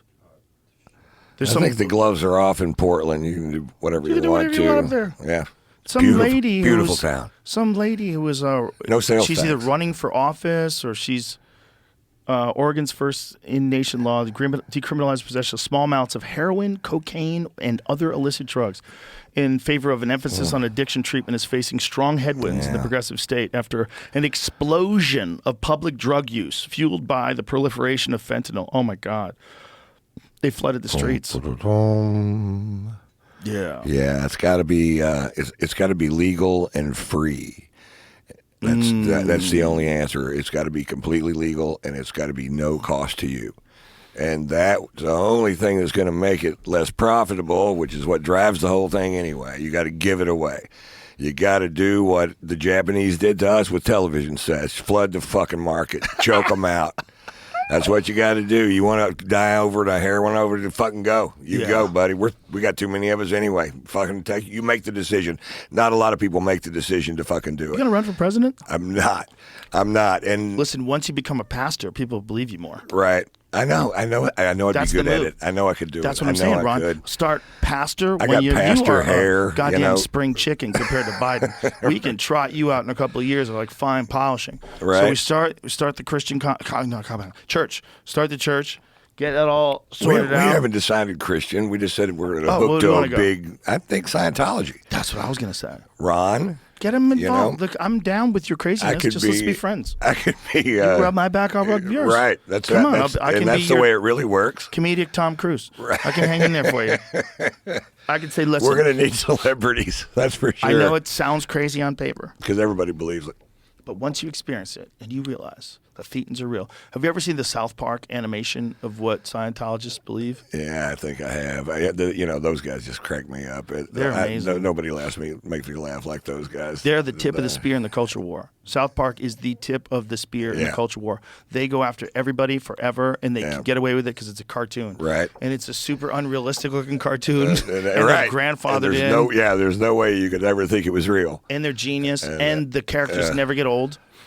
That's the most amazing thing. Best. I watch it all the time. When you have a cartoon that doesn't even look remotely real, that character could be that forever. There's no timeline. They're in school for the rest of their fucking lives. That's the only constant in my life is South Park. I can get 24 hours a day, and Fear Factor. Fear Factor comes on my television. Every time I turn it on, it automatically goes straight to Fear Factor, and you have to turn it off before something happens that you go, oh God. That's hilarious. But I don't know why. It's a deal they made with Samsung on these TVs. But that's what it goes to. And no matter what you were watching before, whenever you turn it off, turn it back on, Fear Factor. Yeah, I got a Samsung TV in the gym, and when I turn it on, it goes right to Hell's Kitchen every time. It's always I Hell's wonder Kitchen. why mine's. I don't know. Maybe it's like if you set it on a channel at one point in time, it just goes back to that channel. Maybe that's what I don't know, it but is. I'm on the Hell's Kitchen channel where Hell's Kitchen plays 24 hours a day on my Samsung TV. As soon as I turn it on. Before I go to ESPN Plus, it goes yeah. right to No, that's what mine does, Hell's but it does it Kitchen. with fucking Fear Gordon, Factor. I would have like such a terrible opinion. I just sit around thinking, oh, those girls were pretty hot, but I mean, at the Fear Factor, like every one of them look Do you good. jerk off while you're watching Fear Factor? I don't. Don't be. Not, I don't want not to be every. involved. Not every time. I don't want to be involved. in Not every process. time. I got to be in. Something else had to have happened, and then Fear Factor just got in the way. Gordon Ramsay, if I didn't know any better, I would think he's the meanest guy on earth because every time I turn on the TV, he's yelling at somebody. Right. Like every time. He's fucking screaming and yelling at people because that's the shtick. Like you could develop a very bad perception. But he's not like that in real life. Do you know him in real life? I don't know. Can't be. Someone would beat the fuck out of him by now. Right. I think people have. I think he's a prick. I think I think that's the word on the street. What's the word on the street? He's a prick. He's kind of a prick. I think to be great. I've never met him either. The guy could be the might nicest be the guy, nicest like a guy. plate of butter. I bet he's a nice guy. Yeah. He's a great chef. Great chefs are wild people. They're Yeah. like people that create great food, or they're like great musicians or great comics. They're wild artists. Right. They're a different kind of person. It is an art. I didn't really appreciate that until I met Bourdain. When I started talking to him, especially after I watched his show, I think that's when I first realized it. I was like, oh, this is an art form. I was just to think of it as just good food. That was a guy. I always thought I would be his friend someday. You would have been his friend. I just always thought, God, I could watch that guy. He just seemed so honest and genuine. He He's just an invite awesome- you into his life, and you follow Awesome it around. guy. That was great. I wish I could have set that up. I wish I could have got you guys together. He's a great guy. Well, it's too late now, Joe. Thanks. Yeah, man. Thanks. Do you know how I found out? Maynard from Tool texted me, and he goes, I guess the celebrity jiu-jitsu match is off. And I was like, what? Because he used to joke around about like having a celebrity jiu-jitsu. Maynard's really good. Excuse me. By the way, Maynard just got his black belt, so congratulations. Maynard Keenan from Tool, he's a legitimate black belt. Oh. Yeah, like really good at jiu-jitsu. I watched him train in here with John Donaher before we did a podcast. He trained right next door at the gym. But, he's like a really legitimate jiu-jitsu guy. There it is. That's him. Oh, wow. So, Ron White, that's your next move. Jiu-jitsu? Jiu-jitsu, Or Ron Tool? White. You. Ron White, jiu-jitsu. I want a band. You want a band? Do you? No, I don't want a band. No, you know what I want to do? I want to, besides the religion. Can I ask you, did you ever do the show in L.A., the Grand Bam Comedy Jam, whatever it is? What is it? Goddamn Comedy Right. Jam. Yeah, Josh God- Adameyer's show? Yeah. What'd you I did sing? Give me 3 steps. It was great. They had that electric violinist Yeah. doing lead guitar stuff, and it Oh, was nice. fun as shit. And I think Bill Burr was that night playing drums. Bill is a really good drummer. Yeah, I was fucking shocked. Bill Burr is a really dedicated drummer. And I got to tell you, I killed it. Nice. I practiced it. At the time No I was shit. I was with a singer, so she helped me get the beats on it and went to the thing. Don't get outside of that because you can't get outside of that. You got to sing it under this. And Nice. So I thought, Nice. I'd press the chicks. I think that night. Fuck yeah, you did. That's a great song, too. Any Skinner song. That's a wild band, too, right? Think about those dirty white dudes from Florida. Man, I saw them in concert when I was a kid. In fact, I think it's the same place that Olstein preaches at now. Really? It was what was it? The Houston. I can't He's even at remember the name of it. Something Dome or something. Coliseum. Where's he at? I can't think of the name of it. Isn't that wild? You bought that for Jesus. Bought a giant. How many seats Right where is I that? saw Skinner. It's like 16,000. 16,000 for Jesus. But I don't know. That's 12 million. Joel Osteen, Houston's Compact Center. Yeah. Wow. No, this was another step. Whoa, the This church was spent before this. 90 million to renovate it. They spent 90 on it. They got it for 12 and they spent 90. How dope is it? No wonder why they didn't want the they don't fucking want- refugees in there. Get the I fuck swear outta to here. God, they didn't let him in. $90 million. There's the no fuck outta way. here. And he literally said something about they had just Look at this. And these people. That's why. And he basically preaches it's okay to be rich. And these people in that thing, they're like, oh, that's what I want to hear. I want to hear it's okay for me to have my hunk of the pie, and I don't have to feel guilty for it. And by God, I'm white, and I don't, not that they're all white, but What are you saying, Ron? I'm just saying that my religion is going to be different. What are you going to do? You going to be poor? No, I'm not. Yeah, that's what I'm saying. No. If you could be the guy it- with 90 cars, but still be delivering the real Right. shit, that's the thing. Yeah. I don't have 90 cars. You don't need 90 cars. I got 3 cars. 90 cars is like 90 cars you have to keep like fixed.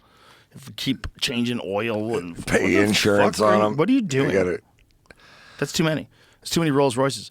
But if you're just going to be some high baller guru type character that really is connected to the God force of the universe, that guy used to.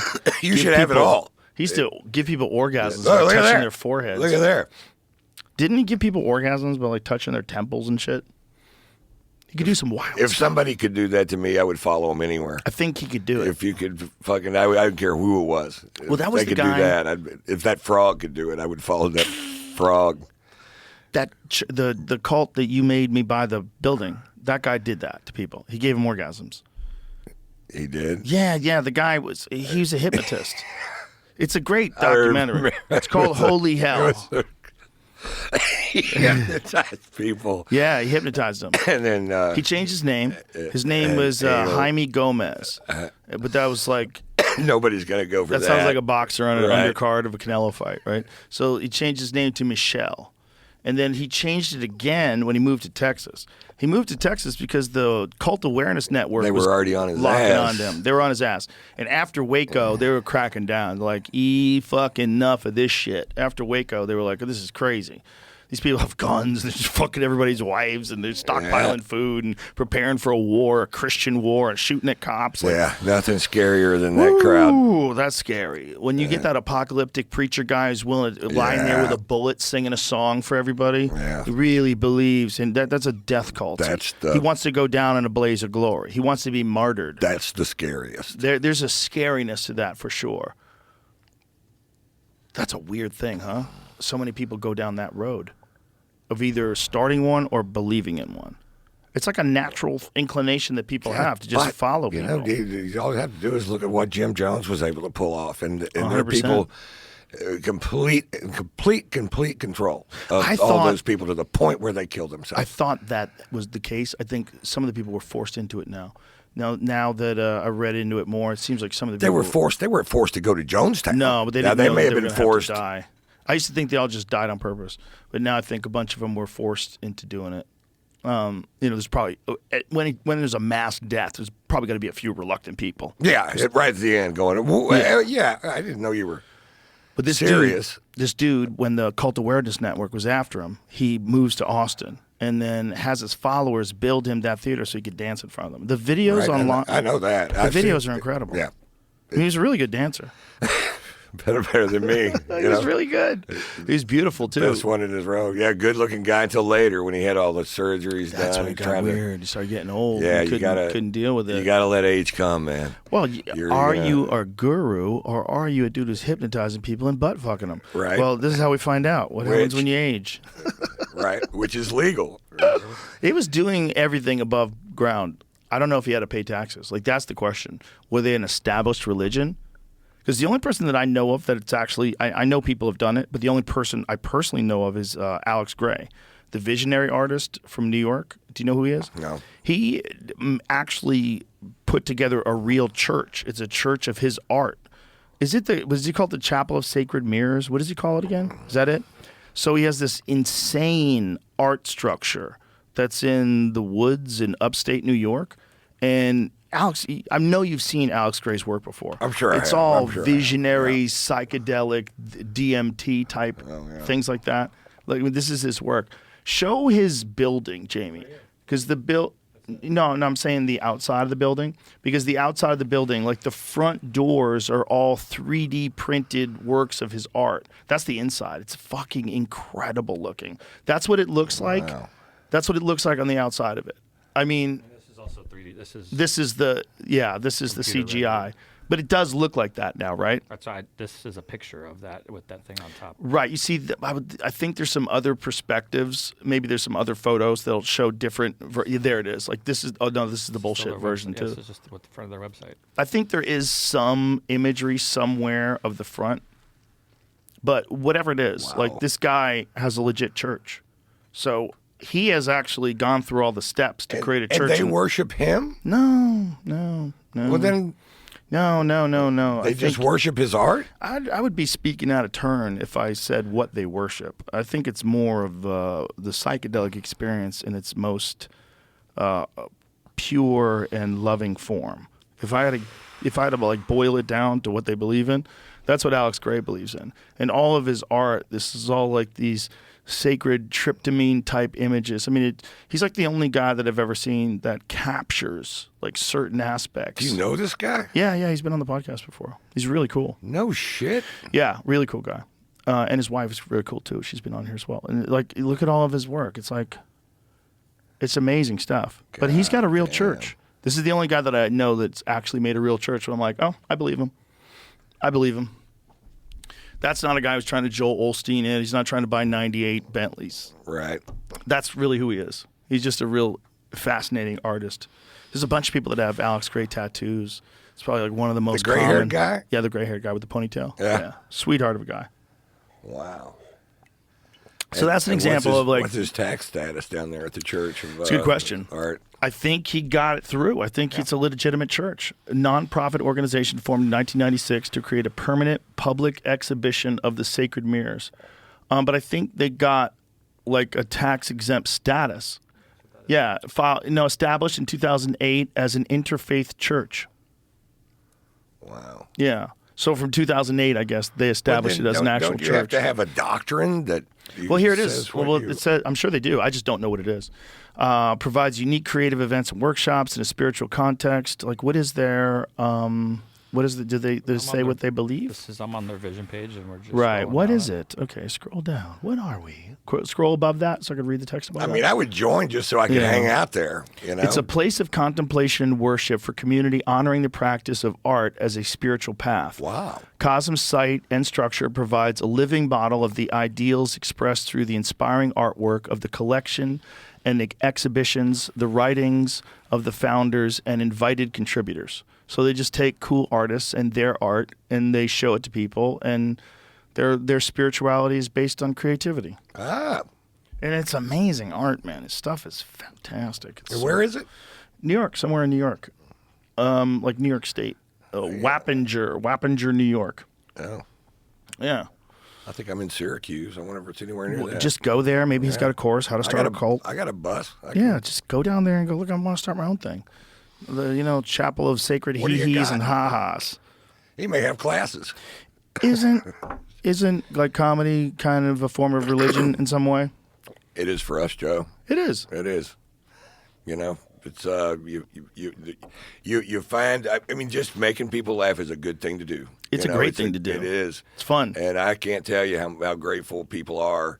That just how hard we make them laugh. It's just so much fun to do. If you can even remember, to be somebody that wasn't a comedian watching a comedy show, and how hard you can laugh at that experience when it just jar. I remember I saw Seinfeld one time, and in a comedy club, and he had full blown chops, and it was all never heard it before. He beat me to death. I mean, to death at the the Improv in Dallas, Texas, and I had a table right off it was my birthday, and I'd only been doing stand up for about 6 months. I wasn't in the show. They just gave me the chair. He was making $25,000 for the week, and we were like, no fucking way! Nobody makes that much money in the world. Yeah, doing stand up at a club, and this is the '90s, right? It was 80, what year is that? It would have been 86. 86. I saw Seinfeld for the first time in '88 before I did stand up. Like right before I did stand up. I was probably maybe 87. It was at the Paradise, which was a comedy club in. It was a big place that was connected to Stitches. So Stitches was the comedy club, and that was small. I think it would seat about 150 or so. And then the Paradise, which is next door, was bigger, but it only sat like maybe 500 people. I'm just guessing, 400 or 500 people. And so Seinfeld was there. And I took him with this girl that I was dating and just fucking cried. Couldn't believe how smooth he was. Yeah. So smooth. It was so Fun to see. Back then, he was doing Yeah. all those sets, all those sets every night. He's the one that said, a comic should be on stage. I heard him say it every single day. And that, Yeah, he's got a crazy work ethic. That's the for reason sure. I tried to stay on stage every single day was because of what Seinfeld said. Yeah. There's something to that for sure. But I remember back then, like thinking about doing stand-up, I'm like, oh my God, I could never do this. And then going to an open mic and go, oh, I could do this. Like the difference between like watching crazy people bomb. You're like, oh. Yeah. Richard Jenny said it best. He said, terrible comedy gives people inspiration to try comedy. That's what the purpose it serves. Right, I could for sure do that. He was a guy I got to see live quite a few times. Yeah. But I got to see him before. Maybe I had just done an open mic or two, but I was sitting front row at Catch a Rising Star in Cambridge. Yeah. And he was doing the weekend there. God damn, he was good. There was nobody better than him, I don't think, at his peak. It was just so much power. And so much writing and so smooth and so many tags. And it's just just a consummate professional. Like he was just a joke writing machine, man. He could take any premise and turn it into a closing bit. Right. It's crazy. And that's what it was like. It was like watching somebody that had nothing but closing bits. That's how hard you laughed at this show. I've told this before, but I'll tell it again just because it's so crazy. East Side Comedy Club in Long Island. I went there I don't know if I was there on Sunday or I was there after Jenny's shows were done. So when I got there, the fucking host was depressed. And we were all talking about, like, what's the matter? He goes, Jenny did a different hour every show. Jesus. He goes, he did 2 different hours on Friday and then 2 different hours on Saturday. And he fucking killed. And the guy was like, I want to quit comedy. Like, what am I doing? The fuck am I doing? This guy just did 4 different hours and murdered. That's crazy. Crazy. I should quit. You watch something like that. Like, I mean, he was like, people just forgot. That's one of those ones. Like, I know Chris Rock gives it up to him a lot. Some people, they inspire people to quit. Well, he definitely would raise the bar. He definitely would raise the bar.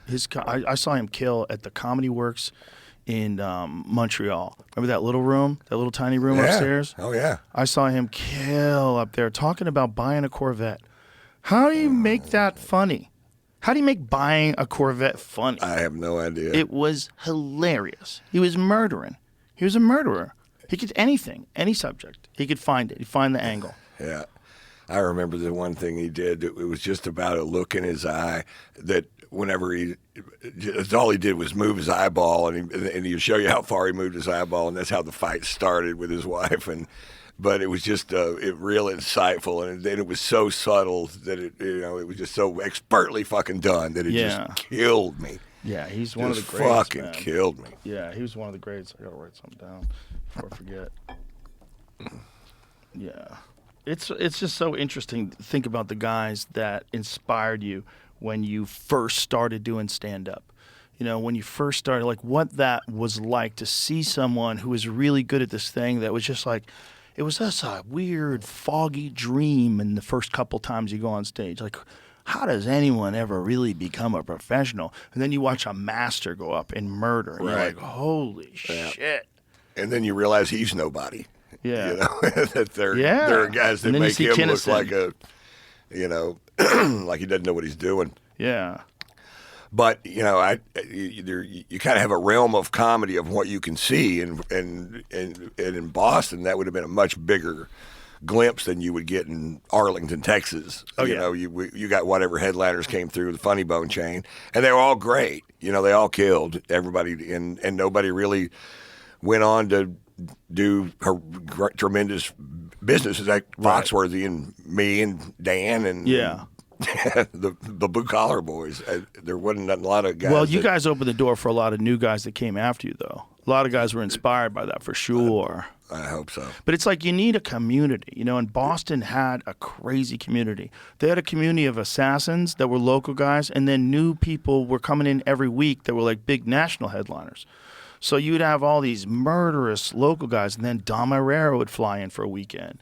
You know, Bill Hicks would fly in for a weekend. They had all the like road killers. Like whenever a big national act was killing it on the road, they would stop at Nick's Comedy Stop, and we'd all watch them. So they had the whole thing. It was like a perfect training ground for learning how to do stand-up. Yeah, they never gave a fuck about me in Boston until I got bigger, you know. Yeah, but that's always how Bob. it is. There was too many people there. Yeah, that's what they had guys. It was Yeah. like Denver.